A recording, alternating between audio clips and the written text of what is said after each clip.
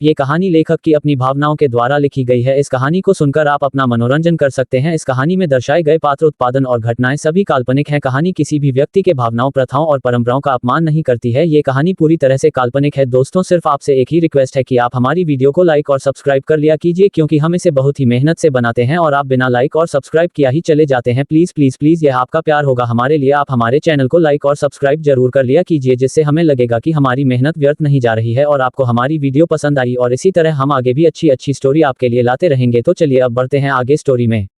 आलिस राहुल की तरफ अट्रैक्ट हुई। ओजस्विनी जैसे ही प्रोजेक्ट से रिलेटेड बात करने के लिए अपने रूम से निकलकर राहुल के रूम के सामने आकर खड़ी हुई, और उसने जैसे ही दरवाजे पर नॉक किया तो ओजस्विनी ने देखा कि दरवाजा पहले से ही खुला हुआ था। ये देखकर उसने फिर भी एक बार आवाज देने के बारे में सोचा, लेकिन उसके कई बार आवाज लगाने के बाद भी जब उसे अंदर से राहुल कोई आवाज नहीं आई तो वह रूम का डोर खोलकर सीधे अंदर चली गई। जब साक्षी को लिविंग रूम में राहुल कहीं भी नहीं दिखाई दिया तो वह बेडरूम की तरफ बढ़ गई, लेकिन जिस समय ओजस्विनी बेडरूम के अंदर आई उसी समय बाथरूम का भी दरवाजा खुल गया और राहुल अपनी कमर पर एक टॉवल लपेटकर बाहर आ गया। जैसे ही उन दोनों की नजर एक दूसरे पर गई, दोनों ही शौका होकर अपनी जगह पर जम गए। ओजस्विनी की नजर तो राहुल की परफेक्ट शेप्ड बॉडी पर से हट ही नहीं पा रही थी कि बॉडी पर अभी भी पानी की कई बूंदें दिखाई दे रही थी, जो राहुल को इस समय और भी ज्यादा अट्रैक्टिव बना रही थी। ओजस्विनी तो इस समय अपनी आंखें बड़ी बड़ी करके उसे घूरने में ही व्यस्त थी। ओजस्विनी के चेहरे के एक्सप्रेशन पर नजर जाते ही राहुल को होश आया कि वह अभी किस कंडीशन में था, लेकिन जब उसने ओजस्विनी को अपनी बॉडी को इस तरह देखते देखा तो उसने बिना कुछ कहे कबर्ड से जाकर एक ब्लैक शर्ट और कोक कलर का कोट और पैंट निकाल लिया। फिर उसने मिरर के सामने खड़े होकर उस शर्ट को पहन लिया और शर्ट की बटन लगते हुए उसने एक नजर ओजस्विनी की तरफ देखा, जो अभी भी उसी पोजीशन में खड़ी हुई थी। ये देखकर उसने ओजस्विनी के करीब जाकर उसके कानों में फुसफुसाया, क्या मैं सच में इतना ज्यादा अट्रैक्टिव दिखता हूँ कि तुम्हारी नजरें मुझ पर से हट ही नहीं रही है? और यह बोलकर उसने अपना चेहरा पीछे कर लिए।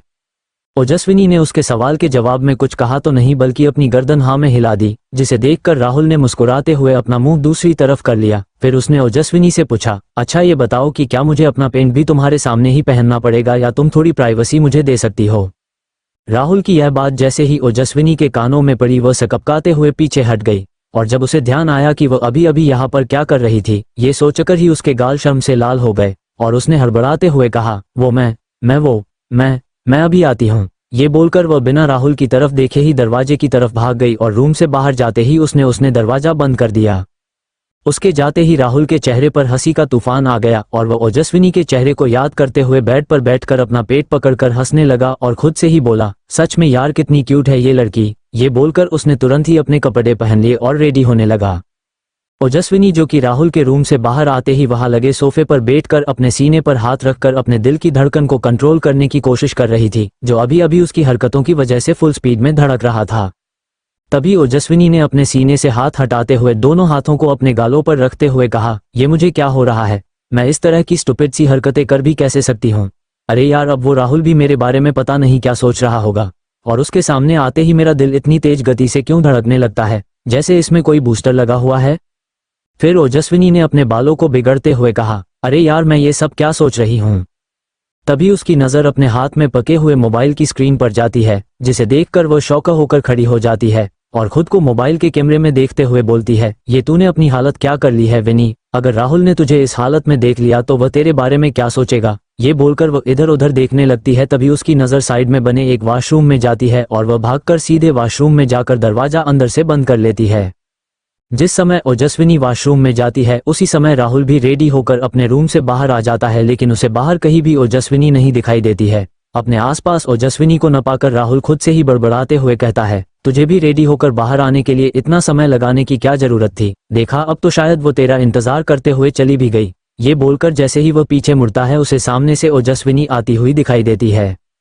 ओजस्विनी राहुल के पास आकर बोलती है, तुम हमेशा ही अकेले में ऐसे ही पागलों की तरह बड़बड़ाते रहते हो क्या, या फिर आज की अलग बात है? ये बोलकर ओजस्विनी राहुल की तरफ देखकर अपनी एक आंख ब्लिंक कर देती है। राहुल उसे ऐसा करते देखकर खुद को संभालते हुए बोलता है, ऐसा नहीं है, वो तो बस मुझे लगा कि तुम जिस काम से आई थी वह बात किए बिना ही चली गई, बस इसलिए मैं खुद से ही पूछ रहा था कि कहीं। इतना बोलकर वह चुप हो जाता है।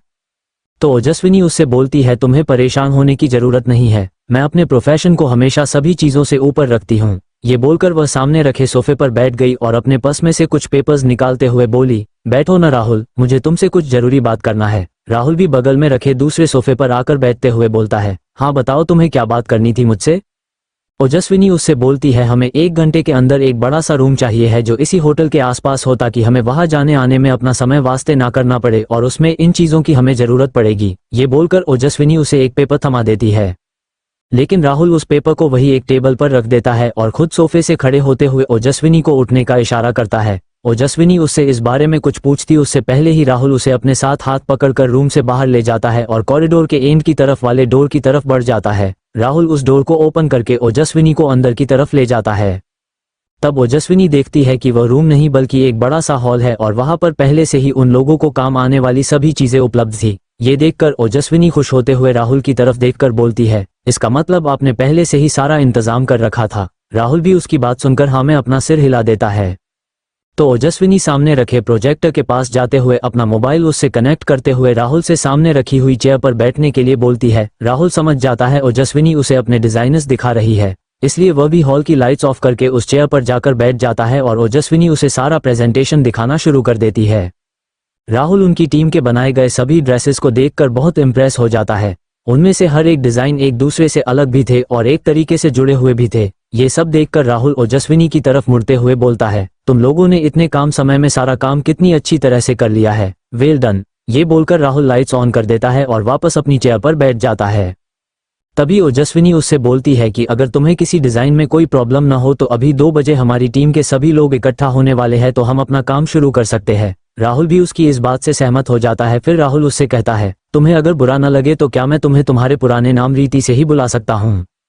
राहुल के मुंह से रीति नाम इतने दिनों बाद सुनकर पहले तो ओजस्विनी कुछ नहीं बोलती और अचानक से उसकी आंखों से आंसू निकलने लगते हैं। ये देखकर राहुल बोलता है, अगर तुम्हें मेरा इस नाम से तुम्हें बुलाना पसंद न हो तो। लेकिन वह इसके आगे कुछ बोल पाता उससे पहले ही ओजस्विनी उसे चुप कराते हुए बोलती है, तुम रीति नाम बोल सकते हो, वो तो बहुत दिनों बाद इस नाम को सुना तो बस इसलिए मेरी आंखें भर आई। ये सुनकर राहुल उसका मूड ठीक करने के लिए बोलता है, देखो अब तुम इतना ज्यादा मत रो, नहीं तो थोड़ी देर में ही छोटे बच्चों की तरह तुम्हारी नाक बहने लगेगी। राहुल के द्वारा कही हुई यह बात सुनकर ओजस्विनी अपना मुंह बना लेती और उससे नाराज होने का दिखावा करते हुए अपना मुंह फेर लेती है। ये देखकर राहुल के चेहरे पर एक मुस्कान आ जाती है। फिर वो अपने पॉकेट में हाथ डालकर कुछ निकालते हुए ओजस्विनी के चेहरे के सामने कर देता है। ओजस्विनी भी अपनी तिरछी नजर करते हुए देखती है कि राहुल ने अपने हाथ में उसके सामने एक बड़ी सी चॉकलेट रखकर बढ़ाई हुई थी। ये देखकर ओजस्विनी ने उसके हाथ से चॉकलेट ले ली और बच्चों की तरह मुंह बनाते हुए बोली, सिर्फ एक चॉकलेट से मैं नहीं मानने वाली हूँ, इसलिए किसी गलतफहमी में मत रहना। राहुल ने उसके चेहरे की तरफ देखते हुए कहा, फिर मुझे क्या करना होगा अपनी फ्रेंड को मनाने के लिए? ओजस्विनी उसकी तरफ अपनी आंखें बड़ी बड़ी करके देखते हुए बोलती है, लेकिन हम फ्रेंड कब बने? उसके इस सवाल का जवाब देने की जगह राहुल उससे ही सवाल करने लगता है, क्यों हम अभी तक फ्रेंड नहीं बने हैं क्या? ओजस्विनी अपनी अपनी पलकें झपकार इधर उधर देखते हुए बोली, नहीं ऐसा बिल्कुल भी नहीं है, मैं तो बस। इतना बोलकर ओजस्विनी ने अपनी आंखें झुका ली। इस समय उन दोनों के बीच की ऑकवर्ड सिचुएशन को चेंज करने के लिए राहुल ने उससे पूछा, वो सब छोड़ो और ये बताओ कि मुझे तुम्हें मनाने के लिए क्या करना होगा?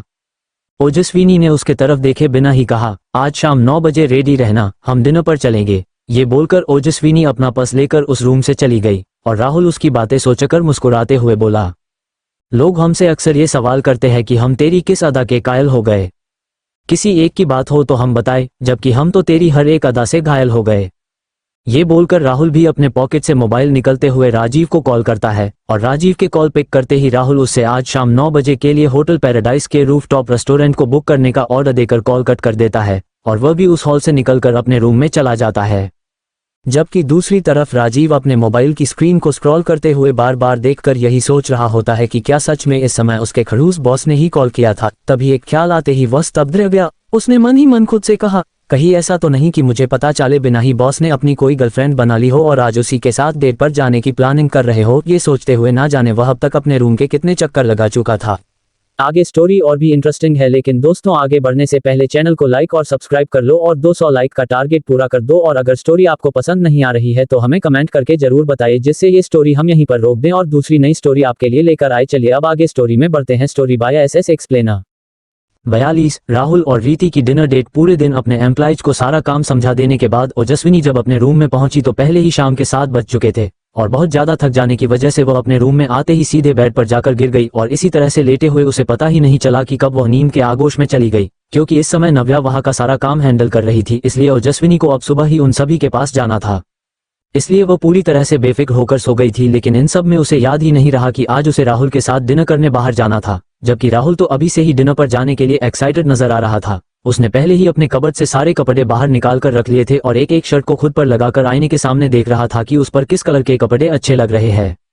बहुत सोचने के लगभग 1 घंटे बाद राहुल ने अपने लिए एक नेवी ब्लू कलर की फुल स्लीव्स कैजुअल शर्ट और स्किन कलर का फॉर्मल पैंट सेलेक्ट किया और वह शावर लेने के लिए बाथरूम में चला गया। दूसरी तरफ पहले ही 8:30 बज चुके थे और ओजस्विनी अभी तक गहरी नींद में सो ही रही थी। तभी उसका फोन रिंग हुआ, जिसकी आवाज की वजह से उसकी नींद खुल गई। जब उसने अपने मोबाइल की स्क्रीन पर एक नजर डाली तो ये कॉल किसी और का नहीं बल्कि नव्या का था। कॉल पिक करते ही नव्या ने उससे कहा, विनी क्या तू खाना खा चुकी है या फिर हम लोगों तेरा वेट करें, क्योंकि यहाँ सभी लोगों को भूख लग गई और इसलिए हम सभी नीचे रेस्टोरेंट से खाना ऑर्डर कर रहे हैं। तू कहे तो तेरा भी खाना ऑर्डर कर दे। नव्या के मुंह से डिनर की बात सुनकर ओजस्विनी ने झटके से अपनी आंखें खोल ली और वह उठकर बेड पर बैठते हुए बोली, क्या कहा तूने खाना? ये बोलते हुए ओजस्विनी ने थोड़ा रुककर नव्या से कहा, तुम लोग मेरा खाना मत बुलाओ, मुझे अभी भूख नहीं है, मैं खुद ऑर्डर कर दूंगी। और यह बोलकर उसने कॉल काट कर दिया। ओजस्विनी ने जैसे ही अपने मोबाइल की स्क्रीन पर नजर डाली तो वह देखकर हैरान रह गई कि पहले ही 8:30 बज चुके हैं। वह तुरंत ही अपना फोन बेड पर रखकर बाथरूम की तरफ भाग गई। लगभग 5 मिनट में ही ओजस्विनी शावर लेकर जल्दबाजी में एक टॉवल से ही अपनी बॉडी को कवर करके बाहर आ गई और उसी समय उसके मोबाइल की रिंग एक बार फिर से बज उठी। इस बार ओजस्विनी ने स्क्रीन पर नाम देखे बिना ही कॉल पिक कर लिया और फोन स्पीकर पर रखते हुए बोली, अरे यार नव्या, मुझे परेशान मत कर। मैंने कहा है ना कि आज मुझे भूख नहीं लगी है तो मैं तेरे साथ खाना खाने नहीं आ रही हूँ। इससे पहले कि ओजस्विनी इससे आगे कुछ बोलती तभी कॉल पर स्पीकर से राहुल की आवाज आई, लेकिन रीति मैडम, आप मेरे साथ तो खाना खाने जाने वाली है या फिर आपने हमारी डिनर डेट भी कैंसिल कर दी है? फोन पर सामने से राहुल की आवाज सुनकर ओजस्विनी ने अपनी जीभ को दांतों से काट लिया, क्योंकि उसे तो लगा था कि इस बार भी नव्या ने ही उसे कॉल किया होगा, लेकिन उसे कहाँ पता था ये कॉल उसे राहुल ने किया है। ओजस्विनी में थोड़ा झिझकते हुए कहा, अरे राहुल, मुझे लगा था कि फिर से नव्या का कॉल आया है, बस इसलिए मैंने वो सब कह दिया। ये बोलकर उसने हल्का सा मुस्कुराते हुए कहा, वैसे तुम बताओ तुमने कैसे कॉल किया था? उसके सवाल के जवाब में राहुल ने मुस्कुराते हुए ओजस्विनी को जवाब दिया, कहीं तुम सच में भूल तो नहीं गई कि आज रात को हमें डिनर डेट पर जाना है? ओजस्विनी ने उसके मुंह से फिर से डेट शब्द सुनकर थोड़ा हड़बड़ाते हुए कहा, नहीं राहुल, ऐसी बात नहीं है, मैं बस रेडी हो गई हूँ, बस 10 मिनट में तुमसे बाहर आकर मिलती हूँ। राहुल ने उसे बीच में रोकते हुए कहा, तुम्हें होटल से बाहर आने की कोई भी जरूरत नहीं है, मैं खुद तुम्हें लेने 10 मिनट में तुम्हारे रूम में आ जाऊंगा। ये सुनकर ओजस्विनी ने हकलाते हुए कहा, 10 मिनट से मतलब? राहुल ने असमंजस में सवाल करते हुए कहा, हमें 9 बजे डिनर पर जाना था और वैसे ही 9:10 हो चुके हैं, तो अभी तुम्हें और कितना टाइम लगने वाला है?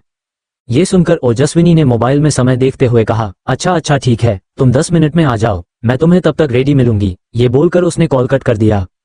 राहुल, जो कि पहले से ही रेडी हो चुका था, उसने अपने मैनेजर राजीव को कॉल करके डिनर की सारी अरेंजमेंट के कंफर्म होने के बारे में पूछ लिया। राजीव ने उसे बताया कि सब कुछ उसके कहे अनुसार रेडी हो चुका है। उसका जवाब सुनकर राहुल ने उत्साहित होते हुए कॉल कट कर दिया और अपने रूम से बाहर निकल गया।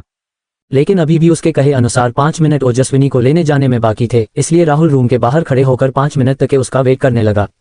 दूसरी तरफ रूम के अंदर ओजस्विनी कॉल कट करके तुरंत ही अपने कबर्ड की तरफ बढ़ गई और उसमें से एक नेवी ब्लू कलर का इवनिंग गाउन निकालकर जल्दी से उसे पहन लिया और उसे ठीक से अरेंज करने के बाद उसने अपने बालों को ड्राई की हेल्प से सुखा लिए और हेयर्स को ओपन हेयर स्टाइल करके वो लगभग रेडी हो चुकी थी। वो अभी अपने चेहरे पर क्रीम लगा ही रही थी कि उसे डोरबेल की आवाज सुनाई दी। ओजस्विनी को यह समझने में बिल्कुल भी देर नहीं लगी कि इस समय रूम के बाहर राहुल ही खड़ा हुआ है। अब ओजस्विनी के पास कोई और ऑप्शन नहीं बचा था, तो उसने अपने हाथ की उंगलियों की तरफ अपनी पलकें झपकाकर देखा तो उसकी उंगलियों में सिल्वर कलर की रोशनी आ गई, जिस वजह से अब उसके हाथ बहुत तेज स्पीड से उसका मेकअप करने लगे। लगभग 2 मिनट बाद ही ओजस्विनी एक परफेक्ट लुक के साथ रेडी होकर राहुल के लिए दरवाजा खोलने आ गई।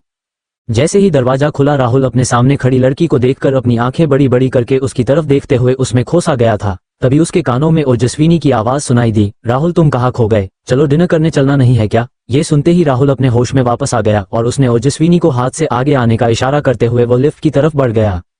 लिफ्ट में जाते समय बभी राहुल की नजरें ओजस्विनी पर ही टिकी हुई थी, जिसे वह भी महसूस कर पा रही थी। लिफ्ट के अंदर जाते ही राहुल ने 15th फ्लोर का बटन दबाया।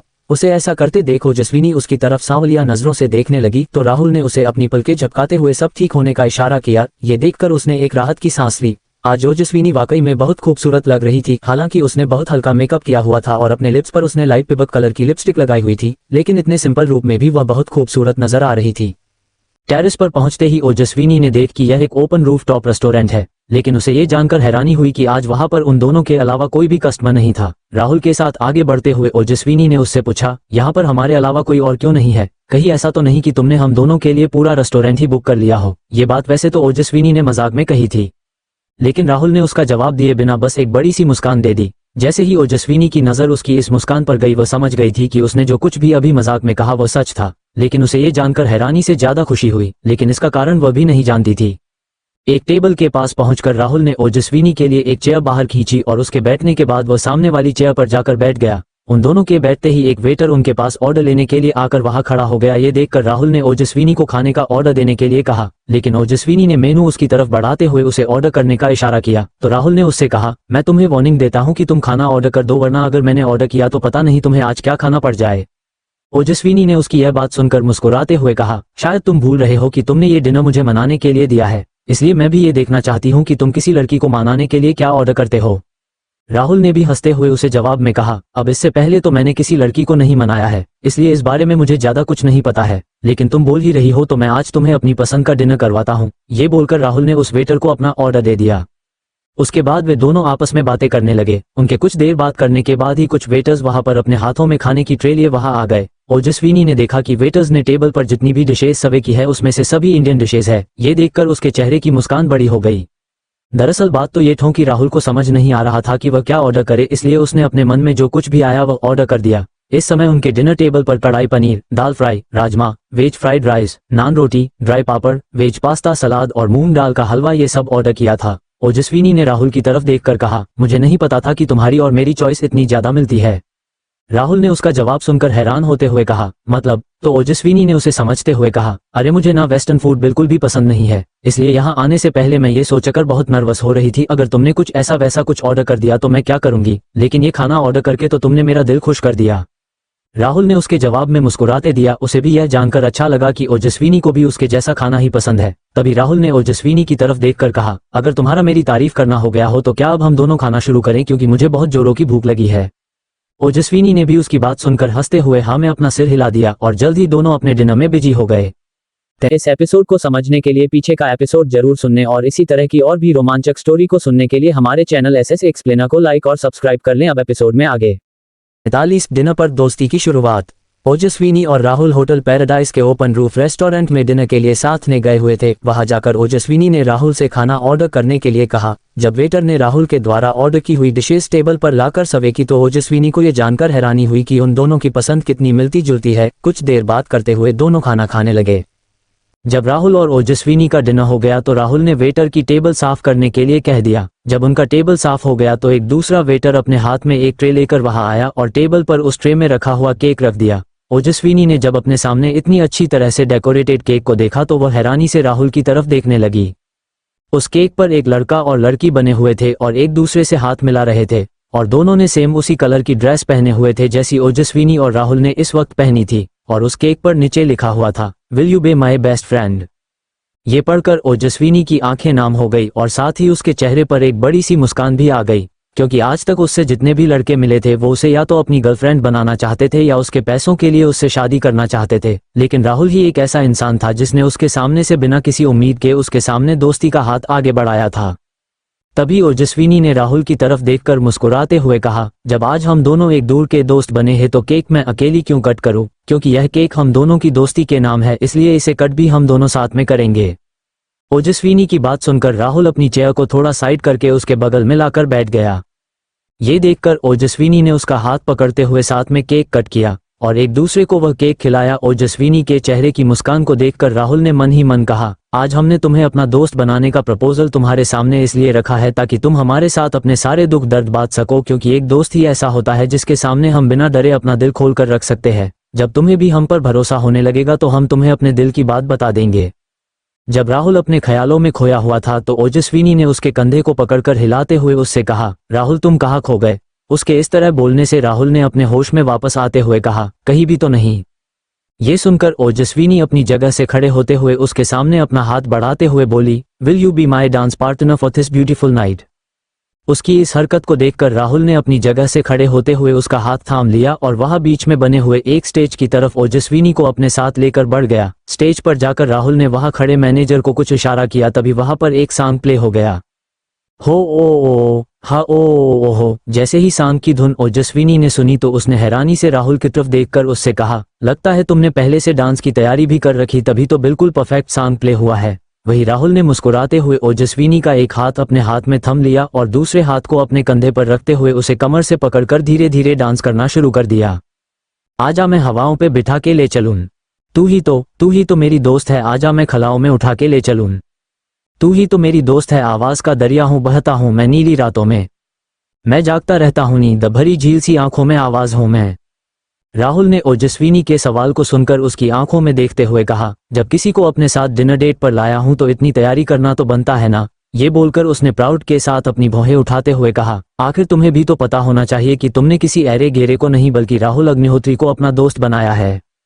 आजा मैं हवाओं पे बिठा के ले चलूं, तू ही तो मेरी दोस्त है, आजा मैं खलाओं में उठा के ले चलूं, तू ही तो मेरी दोस्त है। उसकी इस तरह की हरकत को देखकर ओजस्विनी ने कहा, अच्छा हुआ तुमने बता दिया, वरना मुझे तो पता ही नहीं था कि तुम कौन हो। ओजस्विनी की बात सुनकर राहुल ने उसे खुद से दूर करते हुए राउंड लेकर अपनी तरफ खींचकर अपने दोनों हाथ उसकी कमर पर रख दिए और ओजस्विनी ने भी अपने दोनों हाथ उसके कंधों और रखकर डांस करने लगे।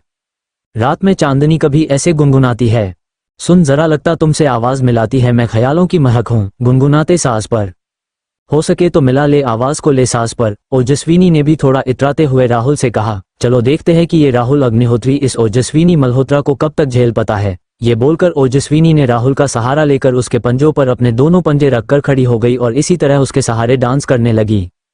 आजा मैं हवाओं पे बिठा के ले चलूं, तू ही तो मेरी दोस्त है, तू ही तो मेरी दोस्त है। राहुल ने अपनी आंखें ऊपर करते हुए कहा। अब ओजस्विनी का तो पता नहीं, लेकिन राहुल अपनी इस क्यूट सी रीति को तो जिंदगी भर झेलने के लिए तैयार है।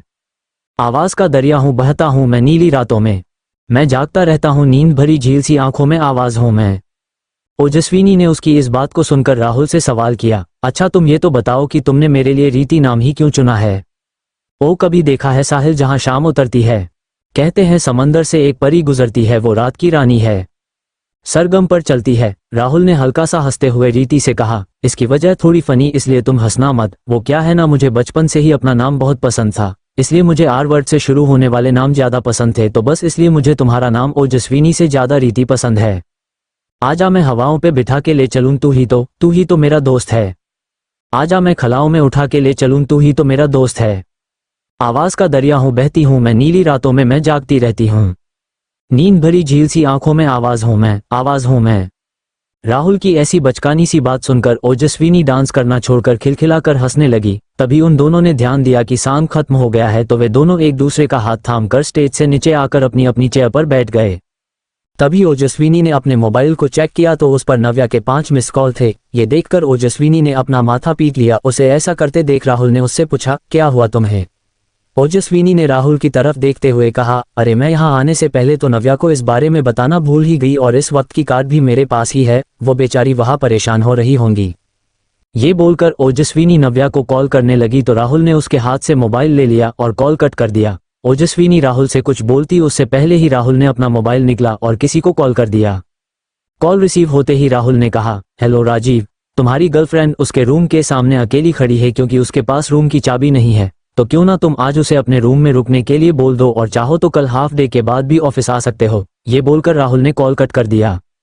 जब राहुल ने कॉल कट करके मोबाइल अपने पॉकेट में रखकर ओजस्विनी की तरफ देखा तो वह अपनी आंखें बड़ी करके हैरानी से उसकी तरफ देख रही थी। उसे इस तरह खुद को देखता पाकर राहुल ने ओजस्विनी से कहा, क्या हुआ रीति, मुझे इस तरह घूरकर क्यों देख रही हो, क्या मैं इतना ज्यादा अट्रैक्टिव दिख रहा हूं कि तुम्हें मुझे खाने का मन कर रहा है। राहुल की इस तरह की बात सुनकर ओजस्विनी झेप गई। फिर उसने राहुल की तरफ देखकर पूछा, तुम इतनी चीप बातें कैसे कर लेते हो, वो भी जब तुम्हारे सामने एक लड़की बैठी हो। उसकी बात का जवाब राहुल ने बेपरवाही से देते हुए कहा, अगर वो लड़की मेरी दोस्त है तो मुझे उसके सामने किसी भी तरह की बातें करने में कोई शर्म नहीं है, क्योंकि एक दोस्त ही के सामने इंसान वह वैसा रहता है जैसा वह अंदर से है, बाकियों के सामने तो हमेशा दिखावा करना ही पड़ता है। ये बोलकर राहुल ने अपने सामने रखी गिलास को उठाकर उससे पानी पीने लगा। वही राहुल की ऐसी बातें सुनकर ओजस्विनी के मन में उसके लिए रेस्पेक्ट और भी ज्यादा बढ़ गई, क्योंकि राहुल की बातें उसे गहराई तक छू गई थी। ओजस्विनी को अपनी तरफ इस तरह से देखता पाकर राहुल ने उसकी आंखों के सामने अपना हाथ हिलाया, जिससे ओजस्विनी अपने ख्यालों से बाहर आकर हड़बड़ाहट में अपना मोबाइल देखने लगी। जैसे ही उसकी नजर समय पर गई तो वह परेशान होते हुए बोली, राहुल मुझे लगता है हमें अब चलना चाहिए, वैसे भी रात के 12:30 बज चुके हैं और हमारे पास अपना सारा काम खत्म करने के लिए कल का ही दिन बचा हुआ है। उसे इस तरह घबराता देख राहुल उसका हाथ पकड़कर बोला, रिलैक्स रीति, इतना परेशान होने जरूरत नहीं है, और फिर खड़े होते हुए वह बोला, वैसे भी हमारा डिनर हो चुका है तो अब हम चलते हैं। ये बोलकर राहुल ने एक वेटर की तरफ देखा और उसे कुछ लाने का इशारा किया। जैसे ही ओजस्विनी अपनी चेयर से खड़ी ही तो उसने देखा कि राहुल के सामने एक वेटर अपने हाथ की ट्रे में एक छोटा सा गिफ्ट बॉक्स लेकर खड़ा है। राहुल ने वो बॉक्स उठाया और वह वेटर वापस चला गया। तभी राहुल ने उस बॉक्स को ओजस्विनी की तरफ बढ़ा दिया। उसे देखकर ओजस्विनी ने अपनी भौहें उचकाकर सवाल किया, अब ये क्या है राहुल? उसके सवाल के जवाब में राहुल ने अपने बालों पर हाथ फेरते हुए मुस्कुराकर कहा, मुझे किसी ने बताया था कि अगर लड़कियां नाराज हो जाए तो उन्हें मनाने के लिए सबसे अच्छा तरीका उन्हें गिफ्ट देना है, तो बस इसलिए मैंने ये तुम्हारे लिए। ये बोलकर राहुल चुप हो गया। तो ओजस्विनी उसके हाथ से वह बॉक्स लेकर बोलती है, फिर तो मुझे तुमसे बार बार नाराज होना पड़ेगा इतने सारे सरप्राइज पाने के लिए। ये बोलते हुए ओजस्विनी वो बॉक्स खोलती है तो उसके अंदर एक बहुत सुंदर प्लेटिनम का ब्रासलेट रखा हुआ होता है, जिसे देखकर वो बहुत खुश हो जाती है और उसे निकाल कर पहनने लगती है। लेकिन जब उससे लॉक नहीं लगता है तो राहुल उसकी मदद कर देता है। वह ब्रासलेट वाकई में ओजस्विनी के हाथ में बहुत ज्यादा खूबसूरत लग रहा होता है। उसे देखकर ओजस्विनी राहुल से बोलती है, राहुल तुम्हारा दिया हुआ गिफ्ट बहुत प्यारा है, thanks for this beautiful dinner. उसके जवाब में राहुल ओजस्विनी की तरफ देखकर मुस्कुरा देता है और दोनों रेस्टोरेंट के एग्जिट की तरफ बढ़ जाते हैं। लिफ्ट से नीचे आते समय बहुत ज्यादा थकावट के कारण ओजस्विनी राहुल से टिककर खड़ी हो जाती है। राहुल भी उसे अपनी बाहों का सहारा देकर संभाल लेता है। जब राहुल देखता है कि ओजस्विनी को झपकी आ रही है तो वह उसे अपनी गोद में उठा लेता है। ओजस्विनी भी उसका विरोध करने की बजाय उसके चेस्ट से अपना सिर टिका लेती है।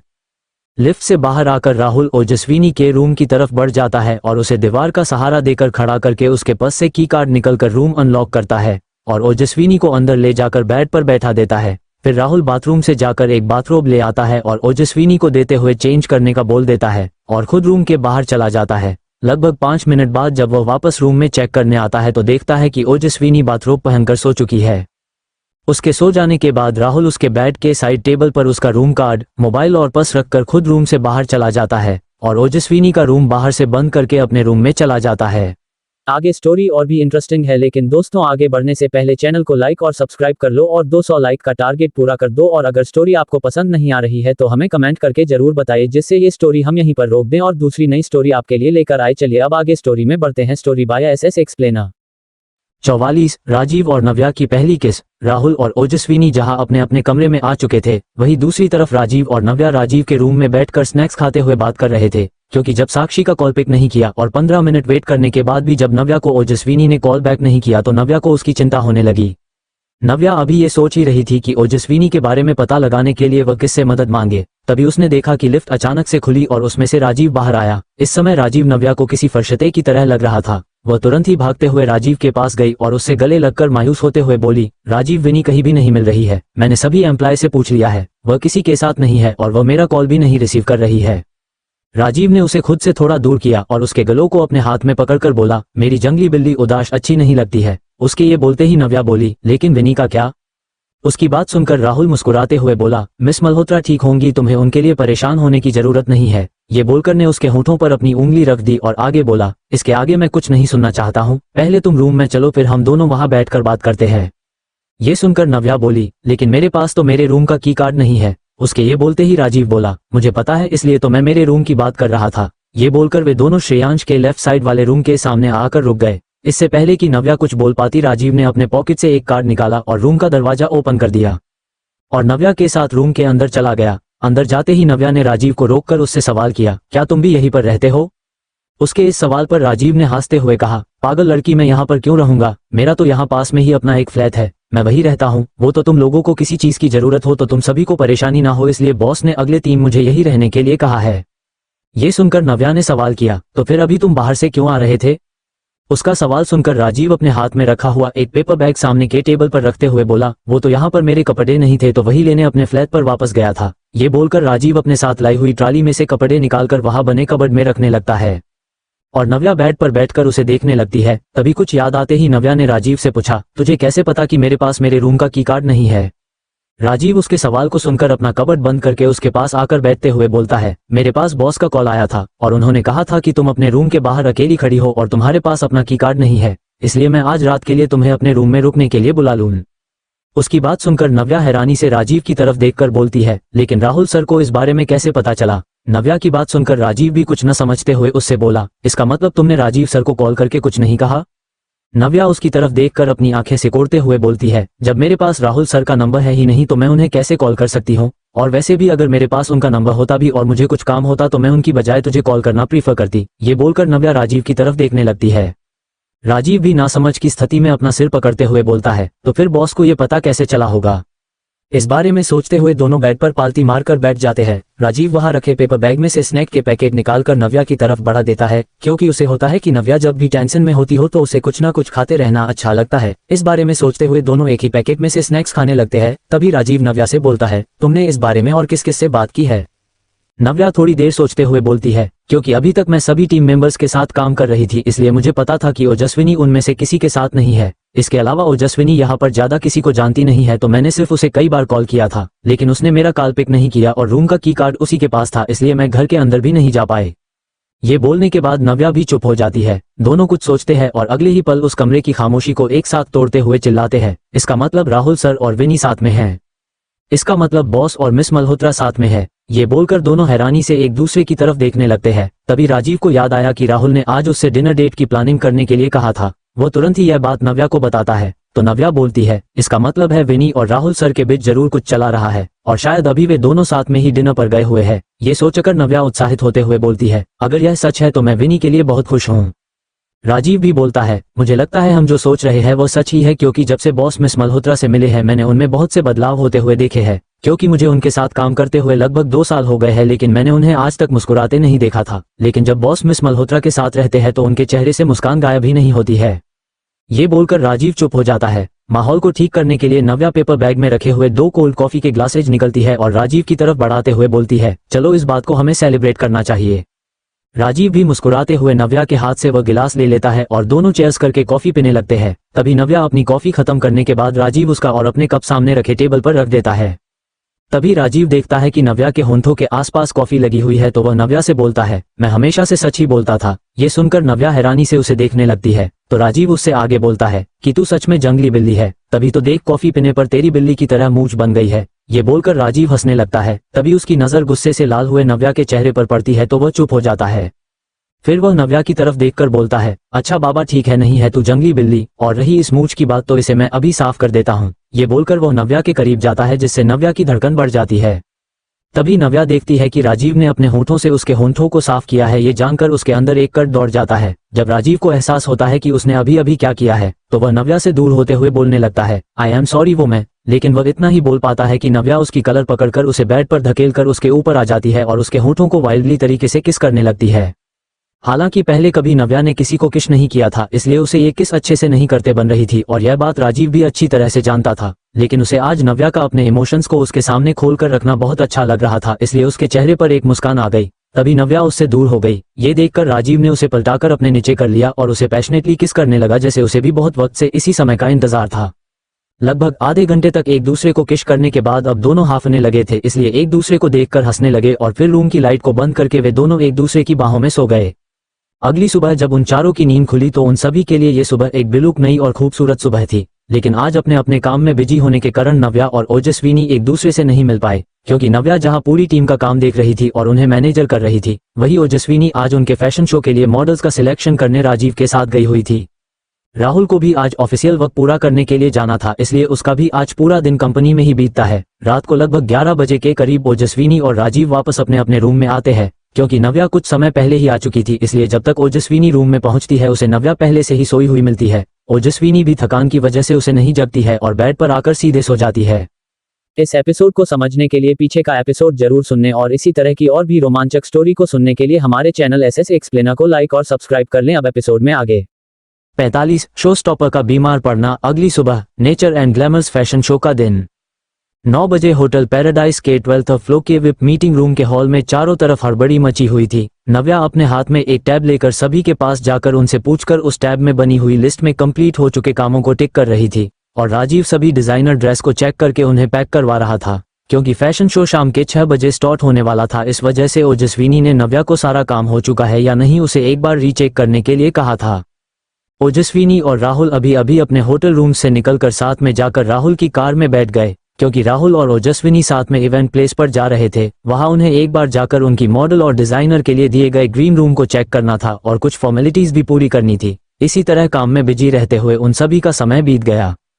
लगभग 5 बजे के करीब सारा सामान और मॉडल्स और बाकी के एम्प्लॉइज को भेज देने के बाद ओजस्विनी, नव्या, राहुल और राजीव भी एक ही कार में इवेंट प्लेस जाने के लिए निकल गए।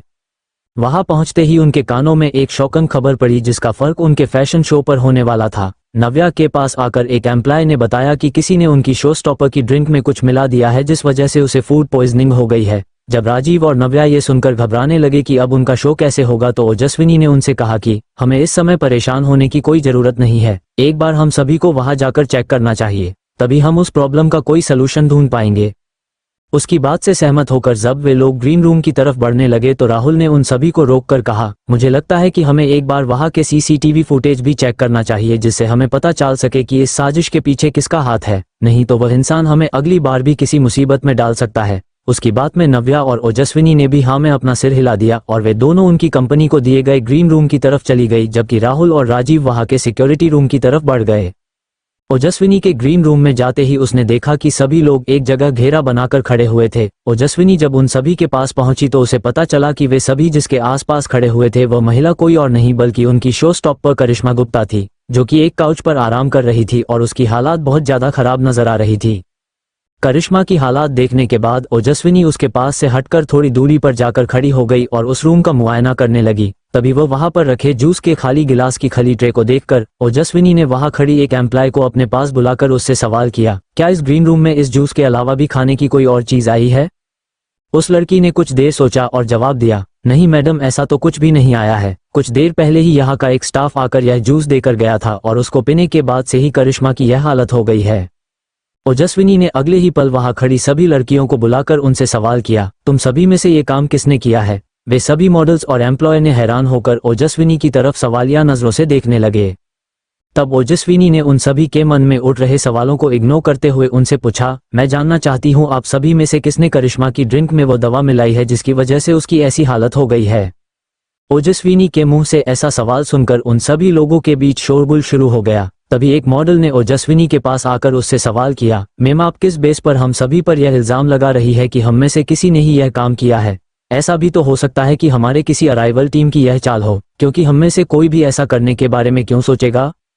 ओजस्विनी अच्छी तरह से समझती थी कि उसके इस सवाल से सभी परेशान हो गए थे, लेकिन ओजस्विनी की नजरें तो एक तरफ टिकी हुई थी। लेकिन उस लड़की के सवाल पूछते ही ओजस्विनी ने एक नज़र उस लड़की की तरफ देखकर मुस्कुराते हुए कहा, क्योंकि इस रूम के बाहर आप सभी की सेफ्टी के लिए हमने एक मेडिकल एक्सपर्ट को रखा हुआ है और उनका काम न सिर्फ आप लोगों के बीमार होने पर आपका इलाज करना है, बल्कि आपके लिए आ रहे खाने पीने की चीज़ों की जांच करना भी है। हमें ये सब इसलिए करना पड़ा क्योंकि यहाँ आसपास में अग्निहोत्री के बहुत से दुश्मन है। ये बोलने के बाद ओजस्विनी ने उसी तरफ नजर कर ली जहाँ वो बहुत समय से देख रही थी।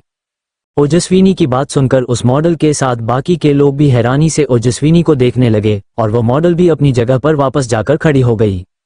अगले ही पल ओजस्विनी ने अपनी जगह से खड़े होते हुए कहा, आप सभी को ज्यादा टेंशन लेने की जरूरत नहीं है। आप सभी अपनी परफॉर्मेंस और मेकअप पर ध्यान दें क्योंकि मुझे असली गुनाहगार मिल गया है। मुझे कुछ जरूरी काम है, इसलिए मैं कुछ देर में वापस आकर उस कल्प्रीट का नाम आपको बता दूंगी। ये बोलकर ओजस्विनी ने नव्या के मोबाइल में एक मैसेज भेजा और फिर नव्या की तरफ देखने लगी तो नव्या ने उसकी तरफ देखकर अपनी पलकें झपका दी और ओजस्विनी एक मुस्कान के साथ वहां से निकल गई। बाहर जाते ही ओजस्विनी राहुल से टकरा गई जो ग्रीन रूम की तरफ ही आ रहा था। तभी राहुल ने उसकी तरफ देखकर कहा, सीसीटीवी फुटेज में हमें इसका कोई भी सबूत नहीं मिला है। ये बोलते हुए राहुल के चेहरे पर परेशानी के भाव साफ दिखाई दे रहे थे। ये देखकर ओजस्विनी ने राजीव की तरफ देखकर कहा, मी वासिष्ठ आप अंदर जाइए और नव्या के साथ वहां का काम देखिए, मुझे राहुल से थोड़ा काम है। राजीव पहले तो ओजस्विनी के मुंह से सीधे अपने बॉस का नाम सुनकर थोड़ा हैरान हुआ, फिर उसने राहुल की तरफ देखा तो राहुल ने उसे पलके झपकाकर वहां से जाने की परमिशन दे दी, जिसके बाद राजीव तुरंत ग्रीन रूम की तरफ बढ़ गया। ओजस्विनी राहुल को अपने साथ लेकर एक काना की तरफ चली गई जहां से कोई भी उनकी बात ना सुन सके। वहां जाकर ओजस्विनी ने जो कुछ भी पता लगाया था वह सब राहुल को बता दिया। असली कुलप्रीत का नाम सुनकर राहुल भी हैरान रह गया। तभी उसने ओजस्विनी से सवाल किया, रीति अगर तुम अभी यहाँ हो तो उस पर कौन नजर रहा है, क्योंकि वह जब इतना बड़ा रिस्क ले सकती है तो खुद को बचाने के लिए भी जरूर कुछ ना कुछ करेगी। ओजस्विनी राहुल को बताती है कि उसने पहले ही नव्या को मैसेज करके उस लड़की पर नजर रखने के लिए बोल दी है। ये सुनकर राहुल एक छान की सांस लेता है और ओजस्विनी से बोलता है, रीति तुमने आगे क्या करने का सोचा है? ये सवाल सुनकर ओजस्विनी उसकी तरफ देखकर बोलती है, बस तुम देखते जाओ, फिलहाल के लिए तो हमें सभी को उस कल्प्रीट का नाम बताना होगा। जिससे वे सभी अपना फोकस कंपटीशन पर कर सके। राहुल भी उसकी बात से सहमत होते हुए बोलता है, ठीक है चलो चलते हैं। ये बोलकर वे दोनों वहां से चले जाते हैं। ग्रीन रूम में राहुल और ओजस्विनी के अचानक उनके सामने आ जाने से सभी लोगों की नज़र उन दोनों पर आकर रुक जाती है, क्योंकि कहीं ना कहीं हर किसी को ये जानने की उत्सुकता थी कि असली कल्प्रीट कौन है।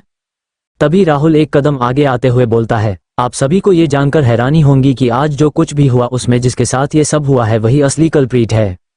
राहुल के मुंह से यह बात सुनकर सभी करिश्मा की तरफ हैरानी से देखने लगते हैं। वही करिश्मा अपनी जगह से उठने की कोशिश करते हुए घबराकर बोलती है, सर वो मैं तो बस, आप क्या बोल रहे हैं। ये बोलते हुए वो जमीन की तरफ देखने लग जाती है, क्योंकि उसके पास अपनी सफाई में कहने के लिए कुछ भी नहीं था। वहां खड़े सभी लोग ये देखकर समझ जाते हैं कि राहुल ने अभी अभी जो कुछ भी कहा था वह सच है। अब हर कोई करिश्मा की तरफ नफरत भरी निगाहों से देखने लगते हैं। साथ ही ओजस्विनी के लिए सबके मन में रेस्पेक्ट बढ़ जाती है, क्योंकि कहीं ना कहीं हर कोई जानता था कि यह सब कुछ ओजस्विनी ने ही इतने कम समय में पता लगाया है। अब ओजस्विनी आगे आते हुए बोलती है, अब आप सभी लोग रेडी होना शुरू कर दीजिए, क्योंकि इवेंट स्टार्ट होने में सिर्फ 30 मिनट ही बचे हैं, जबकि हमारे प्रेजेंट होने का नंबर 3 है, इसलिए हमारे पास अब 1 घंटे से भी कम समय बचा हुआ है। ये बोलने के बाद ओजस्विनी राजीव की तरफ देखकर बोलती है, मी वासिष्ठ आप करिश्मा को यहाँ के मेडिकल रूम में ले जाकर एडमिट करा दे और अपने किसी आदमी को उस पर नजर रखने को बोल दे, जिससे वह किसी से भी इस समय कांटेक्ट ना करें। इस बार राजीव राहुल से पूछे बिना ही ओजस्विनी को ओके मिस मल्होत्रा बोलकर करिश्मा को अपने पीछे आने का बोलकर रूम से बाहर निकाल जाता है। तभी उसके पास एक डिजाइनर शिल्पा आकर बोलती है, मैम अब हम अपने शो के लिए उसी ड्रेस की फिटिंग की शो स्टॉपर कैसे ढूंढेंगे, क्योंकि हमारे पास अब ड्रेस की फिटिंग चेंज करने का बिल्कुल भी समय नहीं बचा है। शिल्पा की बात सुनकर राहुल और ओजस्विनी एक दूसरे की तरफ देखकर सोचने लगते हैं कि उन लोगों ने बारे में तो कुछ सोचा ही नहीं। तभी कुछ सोचकर ओजस्विनी शिल्पा के कान के पास जाकर धीमे शब्दों से कुछ बोलती है, जिसे सुनकर शिल्पा के चेहरे पर एक मुस्कान आ जाती है और शिल्पा, मैम यह आइडिया बिल्कुल परफेक्ट है, मैं अभी जाकर इसकी प्रिपरेशन करती हूँ। ओजस्विनी भी हाँ में अपना सिर हिला देती है। ये देखकर राहुल उससे सवाल करता है, रीति आखिर तुमने उससे ऐसा क्या कहा कि उसकी सारी टेंशन ही गायब हो गई। टैब ओजस्विनी बोलती है, तुम बस देखते जाओ, तुम्हें भी समझ आ जाएगा। ये बोलकर ओजस्विनी वहां का काम देखने चली जाती है। आगे स्टोरी और भी इंटरेस्टिंग है, लेकिन दोस्तों आगे बढ़ने से पहले चैनल को लाइक और सब्सक्राइब कर लो और 200 लाइक का टारगेट पूरा कर दो। और अगर स्टोरी आपको पसंद नहीं आ रही है तो हमें कमेंट करके जरूर बताइए, जिससे ये स्टोरी हम यहीं पर रोक दें और दूसरी नई स्टोरी आपके लिए लेकर आए। चलिए अब आगे स्टोरी में बढ़ते हैं। Story by SS explainer. 46 fashion show के इवेंट का दिन। शाम के 7 बजते ही स्टेज पर एक एंकर लेडी आई और उन्होंने अपने हाथ में माइक लेते हुए सभी गेस्ट का वेलकम किया और फैशन इवेंट के चीफ गेस्ट से सभी को इंट्रोड्यूस करवाती है। उसके बाद इवेंट के बारे में बताकर उन्होंने एक एक करके सभी ब्रांड्स को उनकी परफॉर्मेंस के लिए स्टेज पर बुलाना शुरू किया। स्टेज पर लाइट्स की बहुत अच्छी अरेंजमेंट की गई थी, जिस कारण इवेंट में सभी एंजॉय कर पा रहे हैं। दूसरी तरफ ग्रीन रूम में नव्या ने राहुल के पास आकर कहा, राहुल सर आप भी जाकर चेंज कर लीजिए, क्योंकि नेक्स्ट टर्म हमारी ही है। नव्या की बात सुनकर राहुल उसकी तरफ देखकर थोड़ा इरिटेट होते हुए बोलता है, लेकिन मुझे चेंज करने की क्या जरूरत है, मैं तो पहले से ही रेडी होकर आया हूँ। नव्या को समझ नहीं आता कि अब वह क्या करें, लेकिन कुछ देर सोचने के बाद ही वह राहुल की तरफ देखने की बजाय इधर उधर देखते हुए थोड़ी बेबसी में बोलती है, ठीक है सर मत चेंज कीजिए, विनी ने तो बहुत मेहनत से आपके लिए वो सूट डिजाइन किया था, लेकिन जब आप उस सूट को पहनना ही नहीं चाहते हैं तो कोई बात नहीं, इससे ज्यादा क्या होगा, विनी को थोड़ा दुख ही होगा ना। ये बोलकर नव्या वहां से मुड़कर अपनी 2 फिंगर क्रॉस करके जाने लगती है। उसे जाता देख राहुल ओजस्विनी की उसके लिए डिजाइन की गई ड्रेस के बारे में सोचकर नव्या को पीछे से आवाज लगता है, रुको नव्या। नव्या के चेहरे पर राहुल की आवाज सुनकर एक बड़ी सी स्माइल आ जाती है, जिसे कोई देख नहीं पाता है। फिर वह अपनी मासूमियत सी शक्ल लेकर पीछे मुड़ती है और बोलती है, जी सर आपने कुछ कहा। तब राहुल इधर उधर देखते हुए बोलता है, जो सूट मुझे पहनना है वो कहाँ है। उसकी बात पर नव्या मुस्कुराते हुए राहुल को उस ग्रीन रूम से अटैच्ड दूसरे रूम की तरफ इशारा कर देती है। राहुल बिना उससे कुछ भी कहे उस रूम की तरफ बढ़ जाता है। ये देखकर नव्या के चेहरे पर एक बड़ी सी स्माइल आ जाती है और वह उस रूम में चली जाती है जहां पर ओजस्विनी रेडी हो रही थी। राहुल रूम में जाकर दरवाजा अंदर से बंद करके देखता है कि सामने एक स्टैंड पर वाइन कलर का एक बहुत ही खूबसूरत सा फॉर्मल 3 पीस हैंगर किया गया था।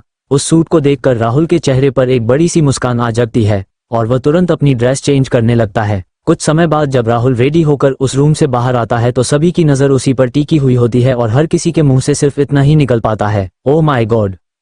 सभी को अपनी तरफ देखता पाकर राहुल को थोड़ा ऑकवर्ड लगने लगता है। तभी राहुल वहां खड़े राजीव के पास जाकर पूछता है, ओजस्विनी कहाँ है। उसके इस सवाल पर राजीव उसे जवाब देते हुए कहता है, बॉस मुझे मिस मल्होत्रा बहुत समय से नहीं दिखाई दी है, ये सुनकर राहुल थोड़ा परेशान होते हुए सोचने लगता है, अब ये लड़की कहाँ गायब हो गई। राहुल ने इस समय व्हाइट शर्ट और वाइन एंड ब्लैक कलर की बो टाई नॉट की हुई थी और उसके साथ में वाइन कलर का 3 पीस सूट उसे बहुत ही अट्रैक्टिव लुक दे रहा था, जिस वजह से सभी लड़कियों की नज़र उस पर से हट नहीं पा रही थी। ये देखकर राहुल इरिटेट होते हुए बोलता है, मुझे लगता है हम सभी को बैक स्टेज पर पहुंचना चाहिए क्योंकि हमारी टर्न आने ही वाली है। उसकी बात से सहमत होते हुए सभी उस तरफ बढ़ने लगते हैं, लेकिन नव्या और ओजस्विनी दोनों को ही न पाकर सभी का मूड ऑफ हो जाता है क्योंकि सभी मॉडल से अपने गाउन पर एक पतले कपड़े का व्हाइट ओवरकोट पहना हुआ था, इसलिए किसी को भी उनकी ड्रेसेस नहीं दिखाई दे रही थी। जैसे ही वे सभी बैक स्टेज पर पहुंचते हैं, उनमें से एक मॉडल आगे आकर बोलती है, मी अग्निहोत्री ओजस्विनी मैम तो हमसे बोलकर गई थी कि वो नई शो स्टॉपर को अपने साथ लेकर आएंगी, लेकिन वो तो अभी तक यहाँ नहीं आई है। ऐसे में हम सभी स्टेज पर कैसे जा सकते हैं। राहुल और राजीव दोनों ही जब इस सवाल का कोई उत्तर नहीं दे पा रहे थे तो उसी समय उन्हें दरवाजे से नव्या की आवाज आती है, आप सभी बेफिक्र होकर स्टेज पर जाइए, हमारी शो स्टॉपर अपने टाइम पर यहाँ आ जाएगी। नव्या की इस बात पर सभी राहत की सांस लेते हैं क्योंकि उनमें से हर कोई यह बात जानता था कि ओजस्विनी हर काम को कितने परफेक्शन से करती है, इसलिए उसकी सेक्रेटरी से किसी ने भी कोई सवाल नहीं किया और सभी फुल कॉन्फिडेंस के साथ स्टेज पर देखने लगे। उनका क्लॉथिंग ब्रांड वीरा का नाम अनाउंस होते ही वे लोग स्टेज पर जाने के लिए रेडी हो गए। पहली मॉडल दिव्या स्टेज पर गई। उसने dark grey and black colour के कॉम्बिनेशन का गाउन पहना हुआ था जिस पर सिल्वर कलर से स्टॉस का लुक दिया गया था। देखने में हर किसी को ऐसा लग रहा था कि शाम और रात के बीच के अंतराल में आसमान में तारे जगमगा रहे हैं। इस आइडिया को देखकर वहां की ऑडियंस की नजरें भी उस डिजाइन पर जम सी गई थी। तभी नेक्स्ट मॉडल तारा की एंट्री हुए जिसने सूरज की तरह गहरा नारंगी कलर और येलो ब्लैक कलर के कॉम्बिनेशन की वी नेक गाउन पहनी हुई थी, जिसे देखकर शाम के समय सूरज के ढलने पर दिखाई देने वाले शांत लेकिन अग्नि की तपन वाले आसमान की अनुभूति हो रही थी। अगली कंटेस्टेंट के रूप में रूही की एंट्री होती है जो आसमानी कलर पर व्हाइट लहरों के डिजाइन वाले गाउन में थी। इसे देखकर ऐसा लग रहा था मानो शांत समुद्र में बार बार लहर उठकर उसकी शांति को भंग करने की कोशिश कर रही हो। अगला नंबर जिया का था जिसने व्हाइट कलर के हाफ शार्ट प्लेन गाउन पर रेड नेट की लॉन्ग फुल स्लीव्स वाली जैकेट डाली हुई थी जिसमें रेड कलर के सॉफ्ट रोजेज बने हुए थे जो उस गाउन की खूबसूरती को और भी ज्यादा बढ़ा रहे थे, जिसे देखकर ऐसा लग रहा था मानो सुबह के उजाले में किसी बगीचे के गुलाब खिल रहे हो। अब तक वहां बैठी सारी ऑडियंस में एक गहरी शांति छा गई थी। सभी की नजर उन खूबसूरत सी डिजाइन पर ही टिकी हुई थी, लेकिन स्टेज के पीछे राजीव ने चिंतित होते हुए कहा, बॉस अब हमारी लास्ट मॉडल स्टेज पर जा रही है, इसके बाद हमारी शो स्टॉपर की बारी है। इस समय राहुल भी थोड़ा परेशान नजर आ रहा था लेकिन उसने कुछ भी नहीं कहा। तभी पीछे से किसी की हील्स की टिक टिक की आवाज सुनाई दी तो सभी दरवाजे की तरफ अपनी नजर करके देखने लगे, जबकि नव्या के चेहरे पर कोई भी टेंशन नहीं थी बल्कि वह तो मुस्कुरा रही थी। उसी समय स्टेज पर अगली मॉडल परिणीति गई जिसने डिफरेंट ग्रीन कलर के कॉम्बिनेशन के गाउन को पहना हुआ था और उस पर तितलियों की तरह प्रिंट किया गया था, जिन्हें देखकर प्रकृति की हरियाली के साथ खूबसूरती का अनुभव हो रहा था। अब बारी थी शो स्टॉपर के स्टेज पर आने की, जिसके लिए वहां की लाइट्स डिम कर दी गई और एक स्पॉटलाइट के नीचे एक खूबसूरत सी महिला दिखाई दी जिसके साथ एक अट्रैक्टिव व्यक्ति खड़ा हुआ था जो किसी भी मॉडल से काम नहीं लग रहा था। वो लड़की कोई और नहीं ओजस्विनी और उसके साथ में राहुल खड़ा हुआ था। ओजस्विनी ने राहुल की ड्रेस से मैच वाइन कलर का गाउन पहना हुआ था जिसमें वो बहुत ज्यादा खूबसूरत और प्यारी लग रही थी। राहुल और ओजस्विनी एक दूसरे का हाथ थामकर आगे बढ़े। उन्हें देखकर हर किसी के मुंह में उनकी तारीफ में सिर्फ एक ही वर्ड आ रहा था, परफेक्ट कपल। ओजस्विनी ने dark wine and black colour का गाउन पहना हुआ था जिस बलौर व्हाइट कलर से धुएं का डिजाइनर उभरा गया। उसे देखकर ऐसा लग रहा था मानो कोई ज्वालामुखी अभी अभी शांत हुआ है। राहुल और ओजस्विनी के चेहरे पर स्टेज पर आते समय कोई घमंड नहीं था बल्कि संतुष्टि से भरी एक मुस्कान थी जो हर किसी का ध्यान उनकी तरफ खींचने के लिए काफी थी। जब वे सभी स्टेज से नीचे आ गए तो दो और ब्रांड का नाम लिया गया। उन सभी के आ जाने के बाद शनी जज को स्टेज पर विनर का नाम अनाउंस करने के लिए बुलाया गया। नव्या ने अपनी फिंगर पहले ही क्रॉस कर ली और ऊपर देखकर बोली, माता रानी फर्स्ट रैंक ही देना। उसे ऐसा करते देख राजीव मुस्कुराते हुए बोला, तुम माता रानी से रिक्वेस्ट कर रही हो या उन्हें धमकी दे रही हो। राजीव की बात सुनकर नव्या ने उसकी तरफ घूरकर देखा तो राजीव ने अपनी हंसी को कंट्रोल कर लिया और स्टेज की तरफ देखने लगा। दूसरी तरफ स्टेज से नीचे आने के बाद भी राहुल और ओजस्विनी एक दूसरे का हाथ अब तक पके हुए थे और उन्हें इस बात की खबर ही नहीं थी। राहुल का ध्यान तब उनके हाथों पर गया जब ओजस्विनी ने विनर का नाम अनाउंस होते समय उसके हाथ को कसकर पकड़ लिया। ये देखकर राहुल ने उससे कहा, तुम्हें इतनी चिंता क्यों हो रही है? ओजस्विनी ने कहा, पता नहीं क्यों लेकिन आज मैं बहुत नर्वस फील कर रही हूँ, शायद इसलिए कि इस बार मैंने अपने किसी दोस्त के लिए काम किया है। उसकी इस बात पर राहुल ने शांत स्वर में कहा, तुम्हें परेशान होने की जरूरत नहीं है क्योंकि मुझे पूरा भरोसा है कि हम ही जीतेंगे। ये सुनकर ओजस्विनी उसे सवालिया नजरों से देखने लगी तो राहुल ने उसके हाथ पर अपना दूसरा हाथ रखते हुए कहा, क्योंकि मुझे तुम पर भरोसा है। राहुल के ये बोलते ही ओजस्विनी उसकी आंखों में देखने लगी और तभी विनय का नाम अनाउंस हो गया, जिससे उन दोनों का ध्यान अपने आसपास के लोगों के खुश होते हुए चेहरे पर गया, जिन्हें देखकर राहुल समझ गया कि उनका ब्रांड का नाम विनय के नाम पर अनाउंस हुआ है। उसने तुरंत ही ओजस्विनी को पकड़कर अपने गले से लगा लिया। उसकी आंखों में खुशी से आंसू आ गए, लेकिन उसने किसी को पता चले बिना ही पोंछ लिया। राहुल और ओजस्विनी के साथ उनकी पूरी टीम स्टेज पर आ गई। तभी उनमें से एक जज ने आगे आकर राहुल को ट्रॉफी दी और राहुल ने भी रेस्पेक्ट के साथ उस ट्रॉफी को लेने के बाद अपने हाथ ऊपर करके उस ट्रॉफी को हवा में उठा लिया। लगभग 1 घंटे बाद जब सभी ने अपनी ड्रेसेस चेंज कर ली तो राहुल ने ग्रीन रूम में जाकर अनाउंस किया कि कल उसकी तरफ से होटल पैराडाइज में आज की विनिंग पार्टी रखी गई है, और वहां पर राहुल ने सभी को इनवाइट करने के बाद सभी को वापस भेजने के लिए राजीव से कहा। नव्या को भी वहां का सारा काम समेटकर वापस जाना था, इसलिए नव्या और राजीव वहीं पर अपने काम खत्म करने के लिए रुक गए, जबकि राहुल और ओजस्विनी कार से वापस होटल पैराडाइज के लिए निकल गए। इस एपिसोड को समझने के लिए पीछे का एपिसोड जरूर सुनने और इसी तरह की और भी रोमांचक स्टोरी को सुनने के लिए हमारे चैनल एसएस एक्सप्लेनर को लाइक और सब्सक्राइब कर लें। अब एपिसोड में आगे। 47 राहुल के रूम में ओजस्विनी। राहुल और ओजस्विनी जब कार में बैठकर होटल की तरफ जा रहे थे तो राहुल ने उसकी तरफ देखते हुए कहा, तुमने पहले क्यों नहीं बताया कि तुम इतनी अच्छी मॉडलिंग भी कर लेती हो। इस समय राहुल की आवाज में एक अलग सी कशिश थी जिसे ओजस्विनी भी महसूस कर पा रही थी। कुछ देर राहुल के चेहरे को देखने के बाद ओजस्विनी ने अपनी नजरें सामने की तरफ करते हुए कहा, वो बस हमारे फैशन हब में कुछ लड़कियां इसकी प्रैक्टिस करती थी तो उन्हें देखकर मैंने भी इसकी ट्रेनिंग की थी। बाकी नव्या ने इसमें मेरी बहुत हेल्प की, इसलिए मैं इतने अच्छे से आज सब कुछ मैनेज कर पाए।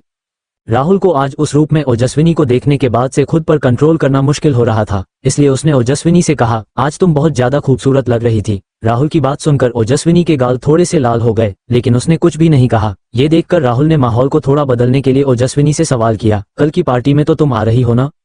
उसकी बात को सुनकर ओजस्विनी ने थोड़े उदासी भरे स्वर में कहा, नहीं यार, कल मुझे सुबह ही इंदौर के लिए निकलना होगा, कुछ पर्सनल रीजन की वजह से, इसलिए मैं तो कल की पार्टी अटेंड नहीं कर पाऊंगी। ओजस्विनी की यह बात सुनकर राहुल दंग रह गया और उसने हैरानी भरे स्वर में सवाल किया, लेकिन ये पार्टी जिस वजह से दी जा रही है उसकी वजह तो तुम ही हो ना, तो फिर तुम्हारे बिना पार्टी में मजा थोड़ी आएगा। ये सुनकर ओजस्विनी हल्का सा मुस्कुराते हुए बोलती है, अरे बाबा, कल सुबह सिर्फ मैं ही वापस जा रही हूँ, बाकी सभी लोग तो नव्या के साथ कल की पार्टी अटेंड करेंगे ही। ये सुनकर राहुल कुछ बोलने के लिए अपना होंठ तो खोलता है, लेकिन उसके मुंह से कोई शब्द बाहर नहीं निकलते हैं। फिर वह अपना मोबाइल निकालकर उसमें कुछ टेक्स्ट टाइप करके किसी को भेजने लगता है। ओजस्विनी जो कि इस समय राहुल के चेहरे को ही देख रही थी, उसे राहुल के चेहरे पर एक अनकहा सा दर्द साफ दिखाई देता है, जिसे देखकर ओजस्विनी को उसके लिए बहुत बुरा लग रहा था, लेकिन उसका जाना जरूरी था, इसलिए वो कुछ भी नहीं कर सकती थी। तभी अचानक से राहुल ने अपने मोबाइल को पॉकेट में रखते हुए कहा, क्योंकि कल तुम जा रही हो इसलिए मैंने आज रात को एक छोटी सी पार्टी का इंतजाम तुम्हारे लिए किया है, तुम उसे तो अटेंड कर सकती हो। ओजस्विनी उसकी यह बात सुनकर बोलती है, लेकिन बाकी के लोग तो अभी वापस नहीं आए हैं और जब तक वो लोग वापस आएंगे तो थक चुके। ओजस्विनी इससे आगे कुछ बोल पाती उससे पहले ही राहुल उसे बीच में रोकते हुए बोलता है, ये पार्टी सिर्फ हम दोनों के लिए और मेरे रूम में होगी। उसकी बात सुनकर ओजस्विनी आगे कुछ नहीं बोल पाती है। राहुल देखता है कि ओजस्विनी उसे मना नहीं कर रही है। ये देखकर वह दिल ही दिल खुश हो जाता है, जबकि ओजस्विनी के मन में तो कुछ और ही चल रहा होता है। वह खुद को राहुल की तरफ अट्रैक्ट होने से नहीं रोक पा रही थी और आज रात राहुल के साथ बिताने की बात सुनकर उसके दिल में हलचल मचने लगी थी। तभी उनकी कार होटल पैराडाइज के सामने आकर रुक जाती है। ये देखकर दोनों ही कार से उतर जाते हैं और होटल के अंदर चले जाते हैं। ओजस्विनी जैसे ही अपने रूम के सामने जाकर की कार्ड निकालने लगती है, लेकिन की कार्ड देखकर उसे समझ आता है कि उसके हाथ में जो कार्ड है वो उसके रूम का है ही नहीं। जब राहुल देखता है कि ओजस्विनी अभी भी अपने रूम में नहीं गई है तो वह उसके पास आकर पूछता है, क्या हुआ रीति, कोई प्रॉब्लम है क्या। ओजस्विनी थोड़ा परेशान होकर बोलती है, हाँ वो शायद नव्या ने गलती से मुझे किसी और रूम का की कार्ड दे दिया है। ये बोलकर ओजस्विनी वह कार्ड राहुल की तरफ बढ़ाकर उसे दिखाती है तो राहुल उसमें लिखा रूम नंबर देखकर बोलता है, अरे ये तो राजीव के रूम का की कार्ड है। राहुल की बात सुनकर ओजस्विनी अपनी कमर पर एक हाथ रखकर बोलती है, लेकिन अब मैं क्या करूं। उसके इस सवाल पर राहुल उसकी तरफ देखकर बोलता है, अगर तुम चाहो तो सीधे मेरे रूम में ही चल सकती हो, वैसे भी तुम्हें आज रात मेरे साथ पार्टी तो करनी ही है। ओजस्विनी जब देखती है कि उसके पास अब कोई भी ऑप्शन नहीं बचा है तो वह अपना मुंह बनाते हुए बोलती है, ठीक है, और राहुल के रूम की तरफ बढ़ जाती है। राहुल उसे अंदर जाता देख मुस्कुराते हुए उसके पीछे पीछे चला जाता है। अंदर जाकर ओजस्विनी वहां रखे काउच पर लेट जाती है। उसे देखकर राहुल समझ जाता है कि वह बहुत थक चुकी है, इसलिए राहुल अपने कपड़े लेकर सीधे बाथरूम की तरफ चला जाता है। कुछ समय बाद राहुल शावर लेकर बाहर आता है। उसने एक सिंपल सी टी शर्ट के साथ एक लोअर पहना हुआ था, क्योंकि राहुल जानता था कि अभी उसके रूम में ओजस्विनी है, इसलिए वह पहले से ही बाथरूम से कपड़े पहन कर आया था। बाहर आने के बाद राहुल देखता है कि ओजस्विनी अभी भी उसी तरह लेटकर अपना मोबाइल चला रही है तो वह अपने बेड की तरफ बढ़ते हुए बोलता है, मुझे लगता है कि तुम्हें भी शावर ले लेना चाहिए, हॉट वाटर बाथ लेने से तुम्हारी थकान भी दूर हो जाएगी। ओजस्विनी को भी उसकी बात सही लगती है, इसलिए वह भी काउच से उठते हुए हम बोलकर बाथरूम की तरफ चली जाती है।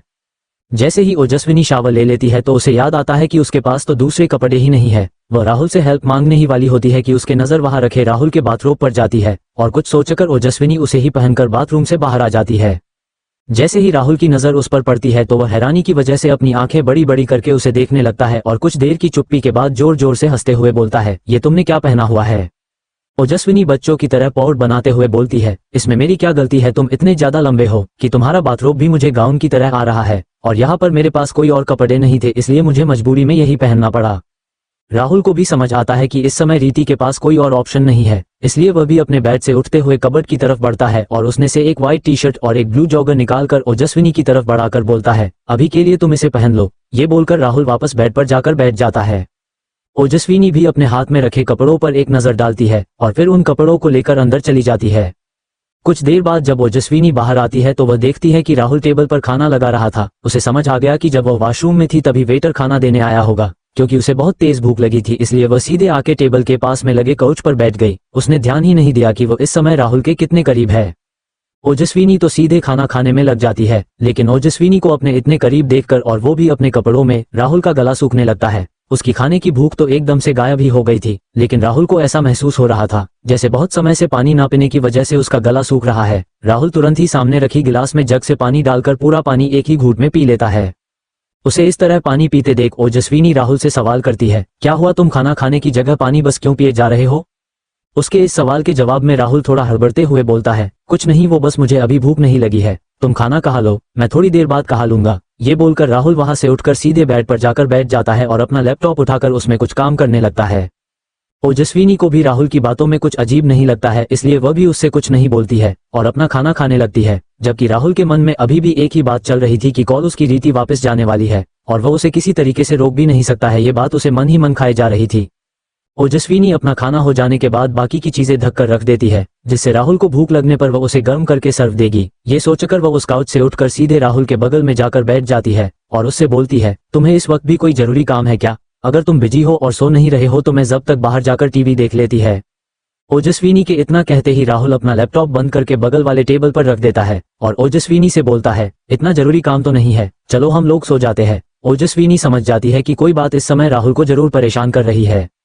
क्योंकि बेड बहुत बड़ा था इसलिए दोनों ही बेड एक एक काना पर जाकर सो जाते हैं और इसके अलावा रूम में चारों तरफ सन्नाटा फैल जाता है।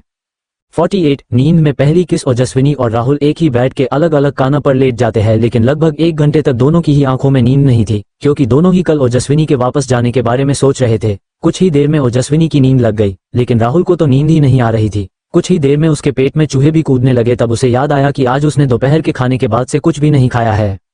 उसने एक नजर ओजस्विनी की तरफ देखा। जब उसे कंफर्म हो गया कि वह सो रही है, ये देखकर राहुल धीरे से बेड से उठा और खाने की ट्रे लेकर दूसरे रूम की तरफ बढ़ गया। वहां जाकर उसने इंडक्शन में खाना गर्म किया और एक प्लेट में सर्व करके खाना खाने वहां रखे सोफे पर जाकर बैठ गया। कुछ देर बाद जब राहुल फ्री होकर अपने रूम में वापस आया तो उसने देखा कि ओजस्विनी सोते हुए नींद में बेड के बीचों बीच में आ गई है और इस समय वह किसी बच्चे की तरह क्यूट नजर आ रही थी, जिसे देखकर राहुल के चेहरे पर हल्की सी मुस्कान आ गई।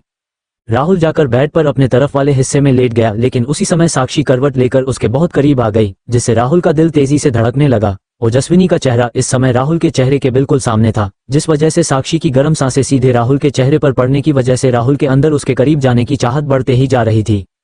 जब कुछ समय बाद भी राहुल खुद को कंट्रोल नहीं कर पाता है तो वह धीरे से ओजस्विनी के करीब जाकर अपने होंठों को उसके लाल और कोमल होंठों पर रख देता है, लेकिन किसी प्रकार की कोई और हरकत नहीं करता है। कुछ सेकंड ऐसे ही रहने के बाद जब उसे लगता है कि ओजस्विनी नींद से नहीं जागी है तो धीरे धीरे राहुल की किस पेशनेटली और गहरी होती जाती है, जिसकी वजह से ओजस्विनी भी जाग चुकी होती है, लेकिन वह अपनी आंखें नहीं खोलती है, क्योंकि कहीं न कहीं ओजस्विनी के मन में राहुल के लिए उठ रही फीलिंग की वजह से उसे भी यह किस बहुत ही उत्तेजित कर रही थी। कुछ ही देर में जब राहुल देखता ही कि उसके किस करने से ओजस्विनी के चेहरे के एक्सप्रेशन बदल रहे हैं तो वह एक पल के लिए ओजस्विनी से दूर हो जाता है। उससे दूर होते ही राहुल को समझ आता है कि उसने ओजस्विनी की कितनी पेंशन के साथ किस किया है, जिस वजह से ओजस्विनी के होंठों पर सूजन आ गई है।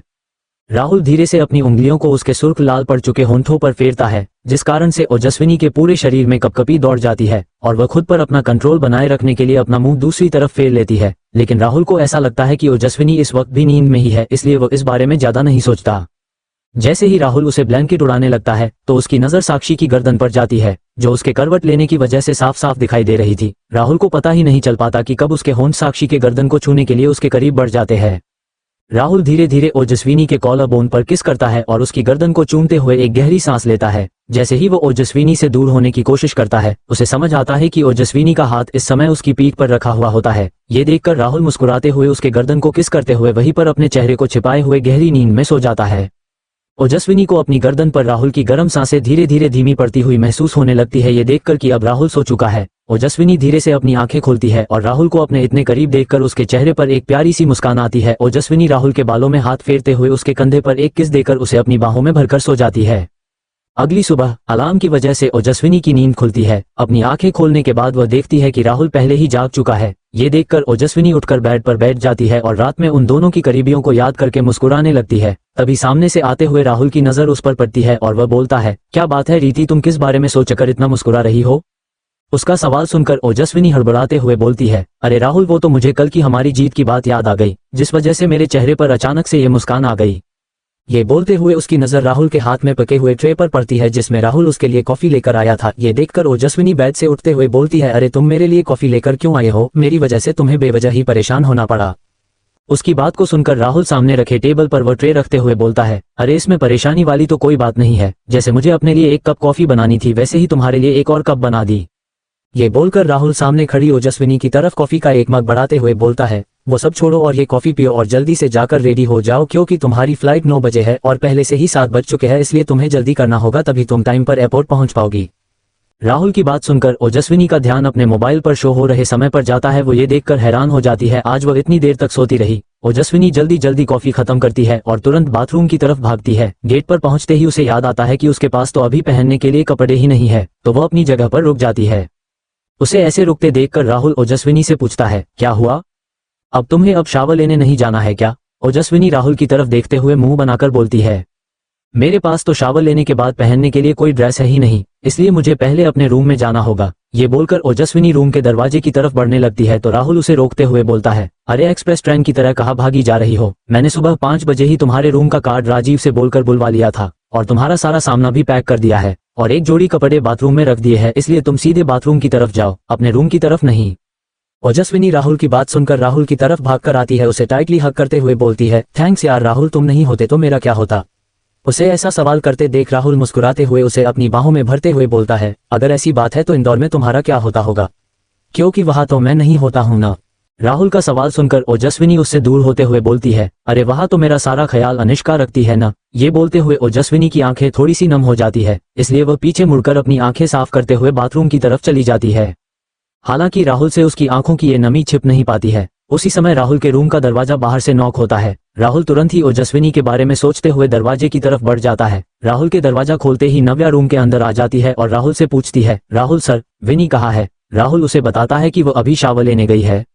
राहुल की बात सुनकर नव्या वहीं पर सोफे पर जाकर बैठी जाती है। राहुल भी दरवाजा इसी तरह से खुला छोड़कर उसके सामने बैठते हुए बोलता है, कोई बात है क्या जो तुम इतनी परेशान हो? नव्या उसका सवाल सुनकर थोड़ा चिढ़ते हुए बोलती है, मुझे राजीव ने बताया कि विनी अभी कुछ देर में इंदौर के लिए निकलने वाली है और उसने इस बारे में मुझे कुछ बताया ही नहीं। वो ऐसा कैसे कर सकती है? राहुल समझ जाता है कि यह दो दोस्तों के बीच का झगड़ा है, इसलिए वो उन दोनों के बीच में कुछ भी बोलना सही नहीं समझता है और सोफे से उठकर रूम से बाहर जाते हुए बोलता है, मैं राजीव से मिलने जा रहा हूँ, ओजस्विनी को बता देना। नव्या उसकी बात पर ओके सर बोलती है और राहुल अपने रूम से निकलकर राजीव के रूम की तरफ चला जाता है। लगभग 10 मिनट बाद ओजस्विनी बाथरूम से बाहर आती है तो नव्या को इस बात का एहसास होते ही वो सीधे राहुल के बेडरूम की तरफ चली जाती है।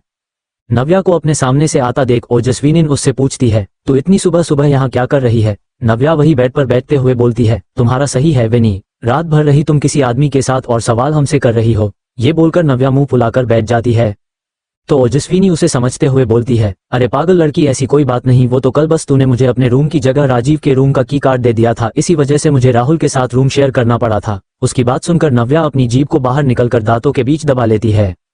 ये देखकर कि गलती उसी की नव्या सफाई देते हुए बोलती है, अरे वो तो यहाँ से निकलते समय राजीव ने उसकी चाबी मुझे रखने के लिए दे दी थी क्योंकि उसे डर था कि उससे घूम जाएगी, और तुझे देते समय मैंने जल्दबाजी में देखा ही नहीं कि किसके रूम की कार्ड है। ओजस्विनी उससे मुस्कुराते हुए बोलती है, तुझे मुझे एक्सप्लेनेशन देने की जरूरत नहीं है, मैं तुझे समझती हूँ। ये बोलकर ओजस्विनी एक बार अपने पर्स में सारे डॉक्यूमेंट्स चेक करने लगती है और ये देखकर नव्या उससे पूछती है, तूने मुझे बताया नहीं कि तू वापस इंदौर जा रही है, अगर बता देती तो मैं भी तेरे साथ चली जाती। ओजस्विनी नव्या के पास बैठते हुए उसे समझाते हुए बोली है, कल रात को ही मुझे पता चला था कि अनुष्का की तबीयत खराब है, इसलिए मुझे वहां जाना पड़ रहा है। हो फिर आज सक्सेस पार्टी है तो हम ऐसे ही अपनी टीम को छोड़कर तो नहीं जा सकते हैं ना, बस इसी वजह से मैं तुझे अपने साथ नहीं ले जा रही हूँ। उसके ऐसा बोलते ही नव्या ओजस्विनी को गले से लगाकर बोलती है, चल ठीक है, लेकिन अच्छे से जाना और अपना ख्याल रखना। उन दोनों बात कर ही रही थी कि राहुल दरवाजे से आते हुए बोलता है, अगर तुम दोनों का भारत मिलाप हो गया है तो हम निकले, क्योंकि यही चलता रहा तो फ्लाइट निकाल जाएगी। उसकी बात सुनकर ओजस्विनी और नव्या अपनी जगह से उठते हुए हंसने लगते हैं। राहुल ओजस्विनी का बैग लेकर बाहर निकलता है, जबकि नव्या ओजस्विनी को कार तक छोड़ने के लिए उसके साथ बाहर तक आती है। कुछ ही देर में राहुल और ओजस्विनी राहुल की कार से एयरपोर्ट के लिए निकल जाते हैं। आगे स्टोरी और भी इंटरेस्टिंग है, लेकिन दोस्तों आगे बढ़ने से पहले चैनल को लाइक और सब्सक्राइब कर लो और 200 लाइक का टारगेट पूरा कर दो। और अगर स्टोरी आपको पसंद नहीं आ रही है तो हमें कमेंट करके जरूर बताइए, जिससे ये स्टोरी हम यहीं पर रोक दें और दूसरी नई स्टोरी आपके लिए लेकर आए। चलिए अब आगे स्टोरी में बढ़ते हैं। Story by SS explainer.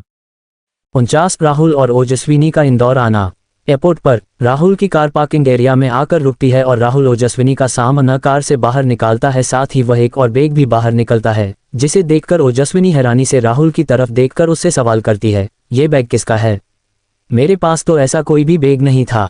उसकी बात सुनकर राहुल मुस्कुराते हुए ओजस्विनी से बोलता है, बाकी की सारी बातें तुम छोड़ो और ये ध्यान दो कि हम कितने लेट हो चुके हैं। अगर हमने थोड़ी और देरी की तो बोर्डिंग टाइम निकल जाएगा। उसकी बात सुनकर ओजस्विनी को ध्यान आता है कि ऑलरेडी 8:30 बजने वाले हैं, इसलिए उसे इस समय ऐसा नहीं सोच पाचा। वह जल्दबाजी में राहुल के साथ अंदर की तरफ जाने लगती है। जब ओजस्विनी अंदर जाती है तो वह देखती है राहुल भी उसके साथ बोर्डिंग काउंटर की तरफ बढ़ रहा होता है। उसे अपने साथ जाता देख और उसके हाथ में पासपोर्ट रखा देख ओजस्विनी समझ जाती है कि राहुल भी उसे छोड़ने इंदौर जा रहा है। ये ख्याल आते ही कि राहुल को उसकी कितनी परवाह है, ओजस्विनी का दिल तेजी से धड़कने लगता है। कुछ देर बाद फ्लाइट में ओजस्विनी अपनी जगह पर बैठी होती है और उसके बगल वाली सीट खाली होती है। ये देखकर ओजस्विनी मन ही मन खुद से कहती है, इस सीट पर जो भी व्यक्ति बैठा होगा क्यों न मैं उससे सीट एक्सचेंज करने के लिए बोल दूं। अगर वह मान गया तो राहुल इस सफर के दौरान उसके साथ बैठ सकता है। ओजस्विनी यह सोच ही रही थी कि तभी कोई आकर उस सीट पर बैठने लगता है। ओजस्विनी उसे देखे बिना ही बोलने लगती है, एक्सक्यूज मी, क्या आप ये सीट? हालांकि वह इतना ही बोल पाती है कि उसकी नजर उस व्यक्ति के चेहरे पर जाती है और ओजस्विनी जे मुंह से हैरानी से निकाल जाता है, राहुल तुम? राहुल उसकी तरफ देखकर मुस्कुराते हुए बोलता है, क्या हुआ? कहीं तुमने मेरी जगह किसी और को यहाँ इमेजिन तो नहीं किया था? ओजस्विनी पहले तो हान में अपना सिर हिला देती है, लेकिन फिर जैसे ही वो अपने शौक से बाहर आती है तो राहुल को समझते हुए बोलती है, मुझे सच में नहीं लगा था कि यह सीट तुम्हारी ही होंगी। राहुल अपना सीट बेल्ट लगाते हुए बोलता है, तुमने सही सोचा था, ये सीट किसी और की थी, लेकिन मैंने उस व्यक्ति से अपनी सीट एक्सचेंज कर ली है। ये बोलकर वो ओजस्विनी की तरफ मुस्कुराते हुए देखने लगता है।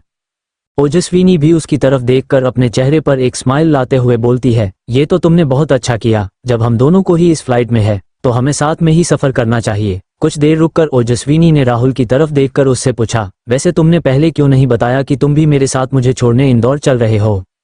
राहुल ने उसकी तरफ देखकर बिल्कुल शांति से जवाब दिया, क्योंकि मैं तुम्हें सरप्राइज देना चाहता था, और वैसे तुम इस गलतफहमी में मत रहो कि मैं तुम्हें ड्रॉप करने जा रहा हूँ। राहुल के मुंह से यह बात सुनकर ओजस्विनी सवालिया नजरों से देखने लगी तो राहुल ने उसकी नोच को पिंच करते हुए कहा, इतने पर ध्यान से मत देखो रीति मैडम, वरना मुझे प्यार हो जाएगा। राहुल की ये बातें सुनकर ओजस्विनी झेप गई और उसके गाल शर्म से लाल हो गए। कुछ ही समय में उनकी फ्लाइट एयरपोर्ट पर लैंड हो गई। एयरपोर्ट से बाहर आते ही उन्होंने देखा कि एयरपोर्ट के बाहर रीति का ड्राइवर उसकी कार लेकर पहुंच चुका था। ये देखकर दोनों ने चैनल की सांस ली और दोनों ने कार की तरफ बढ़ना शुरू कर दिया। अगले ही पल उन्हें आता देख ड्राइवर ने दोनों के हाथों से उनका लगेज ले लिया और उसे कार की डिक्की में रख दिया। जब तक ओजस्विनी और राहुल कार के अंदर जाके बैठ चुके थे, अपना सामान रखने के बाद ड्राइवर भी आकर कार की ड्राइविंग सीट पर बैठ गया और कार को ड्राइव करने लगा। कुछ देर बाद ही एक 5 स्टार होटल के सामने कार के पहुंचते ही राहुल ने ड्राइवर से कहा, कार को यही रोक दो। उसकी बात सुनकर ड्राइवर ने तुरंत ही कार रोक दी। तभी ओजस्विनी ने राहुल से सवाल किया, राहुल तुमने यहाँ पर कार क्यों रुकवाई है? उसके इस सवाल पर राहुल ने मुस्कुराते हुए कहा, क्योंकि राजीव ने इसी होटल में मेरे लिए रूम बुक करवाया है। ये बोलकर राहुल ने कार का दरवाजा खोला और जैसे ही वह कार से उतरने को हुआ ओजस्विनी ने उसका हाथ पकड़कर उसे रोक लिया। ओजस्विनी के द्वारा उसे रोके जाने पर राहुल ने पीछे पलटकर सांवलिया नजरों से उसकी तरफ देखा तो ओजस्विनी ने उसे अंदर की तरफ खींच लिया और फिर उसका हाथ छोड़कर उससे बोली, तुम होटल में क्यों रहोगे? राहुल ने उसकी तरफ देखकर हंसते हुए कहा, तो आप ही बताइए मिस रीति, मैं कहाँ रहूंगा, क्योंकि इंदौर में तुम्हारे अलावा तो मैं किसी और को नहीं जानता हूँ। उसकी बात पर रीति ने उसे जवाब दिया, इसलिए तो मैं चाहती हूँ कि तुम यहाँ ना रुको। मेरे होते हुए तुम्हारे यहाँ रुकने का कोई सेंस ही नहीं बनता है। ये सुनकर राहुल ने अपने सिर पर हाथ फेरते हुए थोड़ा इरिटेट होते हुए कहा, तुम कहना क्या चाहती हो, साफ साफ कहो। उसके इस सवाल पर ओजस्विनी ने हल्का सा मुस्कुराते हुए कहा, अरे बाबा, मेरे कहने का मतलब है कि तुम मेरे फ्लैट में रुक रहे हो। ये सुनकर राहुल ने उसकी तरफ देखकर सवाल किया, लेकिन वहां पर तो तुम अकेली रहती हो ना, तो फिर मेरा तुम्हारे साथ रुकना अच्छा नहीं लगता है।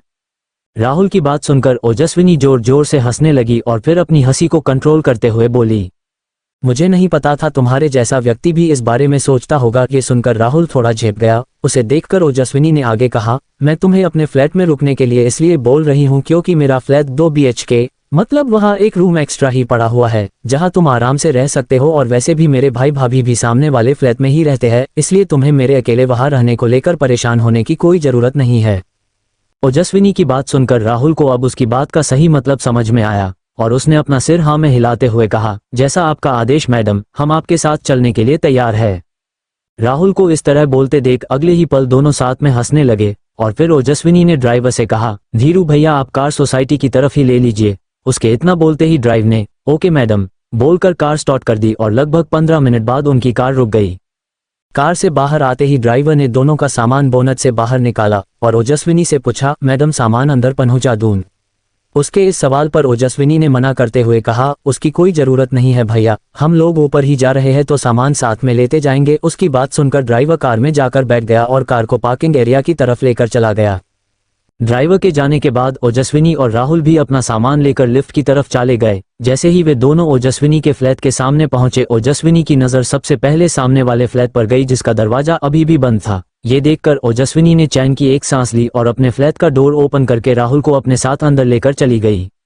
राहुल ने भी कुछ समय पहले ओजस्विनी के चेहरे पर आए बदलाव को नोटिस किया था, लेकिन उसने ओजस्विनी से इस बारे में कोई सवाल नहीं किया। उन दोनों के अंदर जाते ही ओजस्विनी ने राहुल को उसका रूम दिखाया और फिर दोनों हॉल में लगे सोफे पर आकर बैठ गए। क्योंकि दोनों ने सुबह नाश्ता नहीं किया था और घर आते तक 11 बज चुके थे, इसलिए राहुल और ओजस्विनी को बहुत जोरों की भूख लग चुकी थी। ओजस्विनी को तो खाना बनाना आता नहीं था और राहुल से वह बोल नहीं सकती थी, इसलिए उसने तुरंत ही उन दोनों के लिए ऑनलाइन लंच ऑर्डर कर दिया। तब तक दोनों अपने अपने रूम में जाकर फ्रेश हो गए और चेंज करके बाहर आ गए। दोनों हॉल में बैठकर बात कर ही रहे थे कि डोर की बेल बजी। ओजस्विनी को समझने में देर नहीं लगी कि उसका ऑर्डर किया हुआ लंच ही आया होगा। ओजस्विनी के दरवाजा खोलते ही उसे सामने डिलीवरी मैन दिखाई दिया। ओजस्विनी ने तुरंत ही उससे अपना पार्सल ले लिया। अंदर आकर ओजस्विनी ने राहुल को डिनर टेबल पर आने के लिए कहा और दोनों ने वहां बैठकर साथ में खाना खाया। उसके बाद वे लोग थोड़ा आराम करने अपने अपने रूम में चले गए। दूसरी तरफ मुंबई में राजीव और नव्या को मैसेज मिल चुका था कि राहुल भी ओजस्विनी के साथ मुंबई गया हुआ है, इसलिए उन दोनों को ही आज की पार्टी का अरेंजमेंट करना था। राजीव को राहुल ने कॉल करके बोल दिया था कि कुछ दिनों तक उसे वहां का सारा ऑफिस वर्क संभालना होगा और राहुल इंदौर से ऑनलाइन सारा काम संभालेगा। उसकी बात सुनकर राजीव समझ गया था कि उसके बॉस के प्यार के बुखार ने उसे बीच मझधार में छोड़ दिया है। दूसरी तरफ ओजस्विनी ने भी नव्या को कॉल करके बोल दिया था कि अगर वह चाहे तो कुछ दिनों के लिए राजीव की हेल्प करने के लिए उसके साथ मुंबई में रुक सकती है, क्योंकि राहुल के यहाँ आ जाने की वजह से राजीव पर काम का प्रेशर बहुत बढ़ गया होगा। नव्या भी उसकी बात से सहमत हो गई और मुंबई में रुकने के लिए रेडी हो गई। मुंबई में नव्या ने अगले दिन की बाकी के टीम मेंबर्स की फ्लाइट बुक कर दी और खुद अपना सामान लेकर राजीव के फ्लैट में उसके साथ रहने के लिए शिफ्ट हो गई। क्योंकि वह यहाँ पर किसी को भी जानती नहीं थी, इसलिए राजीव को नव्या का अकेले होटल में रहना सही नहीं लगा और उसने नव्या को अपने साथ आने के लिए बोल दिया था। इंदौर में शाम के 5:30 बजे अनुष्का जब ऑफिस से वापस आई तो उसने देखा कि ओजस्विनी के फ्लैट में अंदर से रोशनी दिखाई दे रही है। उसे लगा कि शायद ओजस्विनी वापस आ गई है, इसलिए उसने अपने फ्लैट में जाने के बजाय नव्या के फ्लैट का डोर नॉक किया। क्योंकि इस समय ओजस्विनी थकान के कारण गहरी नींद में सोई हुई थी, जबकि राहुल कुछ समय पहले ही जाग गया था क्योंकि उसकी 4 बजे की एक मीटिंग थी जिसे उसे ऑनलाइन अटेंड करना था। इस वजह से वो अभी अभी ही मीटिंग से फ्री हुआ था और अपने लिए कॉफी बनाकर पीने बैठा ही था कि उसे दरवाजे पर नॉक होने की आवाज सुनाई दी, जिसे सुनकर वह सोफे से उठते हुए कॉफी के मग को वही टेबल पर रखकर दरवाजा खोलने के लिए आगे गया। इस एपिसोड को समझने के लिए पीछे का एपिसोड जरूर सुनने और इसी तरह की और भी रोमांचक स्टोरी को सुनने के लिए हमारे चैनल एसएस एक्सप्लेनर को लाइक और सब्सक्राइब कर लें। अब एपिसोड में आगे 50 राहुल ने किया प्यार का इजहार। अनुष्का ने जब नव्या के फ्लैट के डोर पर नॉक किया तो डोर खुलने के बाद सामने का नजारा देखकर वह हैरान रह गई। उसके सामने इस समय एक 22-23 साल का लड़का खड़ा हुआ था जिसने किसी बिजनेसमैन की तरह ड्रेसअप किया हुआ था। लेकिन हैरानी वाली बात तो ये थी कि उसने उस बिजनेस सूट के साथ पेंट की जगह पर बॉक्सर पहना हुआ था। पहले तो अनुष्का हैरानी की वजह से अपनी आंखें बड़ी बड़ी करके उसे देखने लगी, क्योंकि उसे नव्या के फ्लैट में किसी लड़के के होने की उम्मीद नहीं थी। लेकिन अगले ही पल वो अपना पेट पकड़कर जोर जोर से हंसने लगी। राहुल ने जब अनुष्का को इस तरह से पागलों के जैसे हंसते हुए देखा तो वो असमंजस में उसे देखने लगा। उसे खुद को देखता पाकर अनुष्का ने अपनी भौहें हिलाकर उसे नीचे देखने के लिए कहा। राहुल की नज़र जैसे ही नीचे पड़ी, खुद को बॉक्स में देखकर वह ऑकवर्ड हो गया और अनुष्का से बिना कुछ कहे ही पीछे मुड़कर अपने रूम की तरफ भाग गया। दरअसल हुआ ये था कि जब राहुल सोकर उठा तो उस समय ऑलरेडी 4 बजने वाले थे और उसने सोते समय एक बॉक्सर बस पहना हुआ था, इसलिए जल्दबाजी में उसने एक शर्ट पर कोट पहन लिया और वह टाई लगा ही रहा था कि तब तक मीटिंग के लिए सभी ऑनलाइन आ गए। क्योंकि ऑनलाइन मीटिंग में उसके बॉडी का अपर पार्ट ही दिखना था, इसलिए राहुल ने बॉक्सर पहने हुए ही मीटिंग अटेंड कर ली और उसके बाद वो कॉफी बनाने चला गया, जिस वजह से उसे चेंज करने का मौका ही नहीं मिला।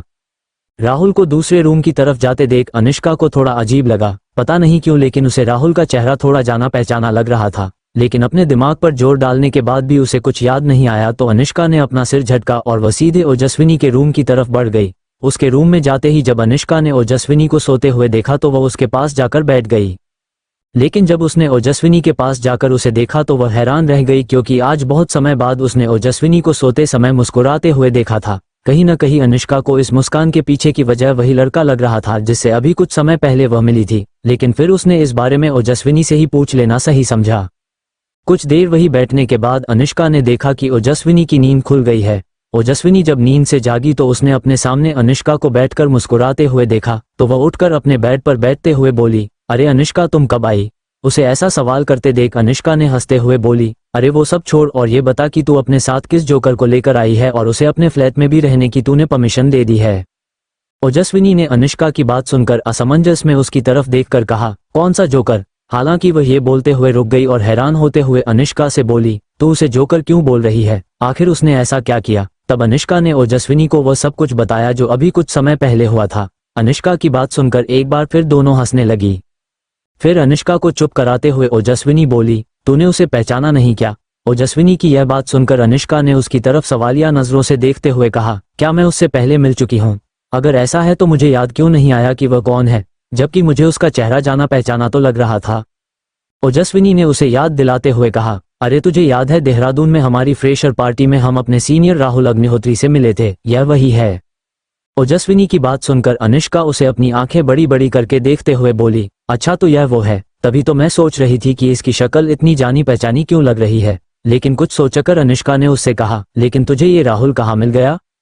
अनुष्का के इस सवाल पर ओजस्विनी ने उसे समझाया कि वह जिस क्लाइंट के काम के लिए मुंबई गई हुई थी वो इन्हीं की एक कंपनी थी। कुछ देर तक इसी तरह से बातें करने के बाद अनुष्का ओजस्विनी से यह बोलकर अपने फ्लैट में वापस चली गई कि राहत के आने का समय हो गया है और अगर वह उसे घर पर नहीं मिली तो राहत परेशान होगा। ओजस्विनी भी इस बात को अच्छी तरह से जानती थी, इसलिए उसने भी अनुष्का को नहीं रोका। अनुष्का के ओजस्विनी के रूम से जाने के बाद ओजस्विनी पहले फ्रेश होने के लिए बाथरूम में गई, उसके बाद वह चेंज करके अपने रूम से बाहर निकल गई। लेकिन उसे हॉल में कहीं भी राहुल नहीं दिखा तो वह उसके रूम की तरफ चली गई। ओजस्विनी ने बहुत बार दरवाजा नॉक किया, लेकिन राहुल ने जब दरवाजा नहीं खोला तो ओजस्विनी को लगा शायद वह अनुष्का की हंसने की वजह से राहुल नाराज हो गया होगा, इसलिए ओजस्विनी ने अपने रूम में जाकर उसके रूम की दूसरी चाबी लाई और उससे राहुल के रूम का दरवाजा खोल दिया।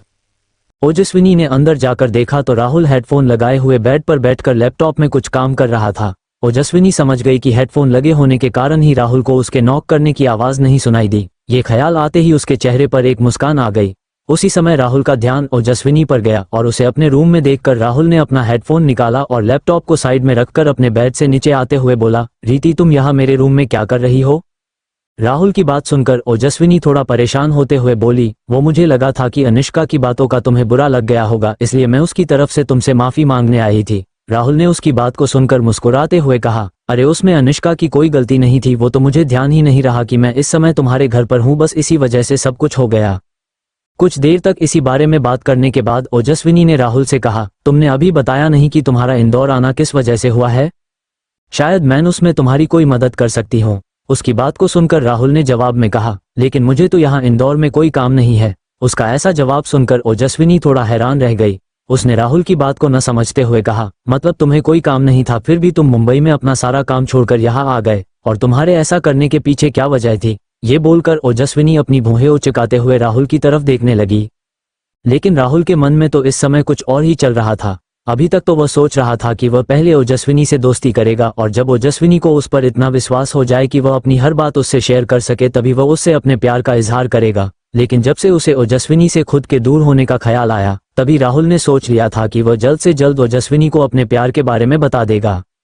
इसलिए आज राहुल ने थोड़ी हिम्मत करते हुए कहा, मैं यहाँ तुम्हारे लिए आया हुआ हूँ। उसकी बात सुनकर ओजस्विनी ने अपनी आंखें बड़ी बड़ी करते हुए उसकी तरफ देखकर कहा, मतलब?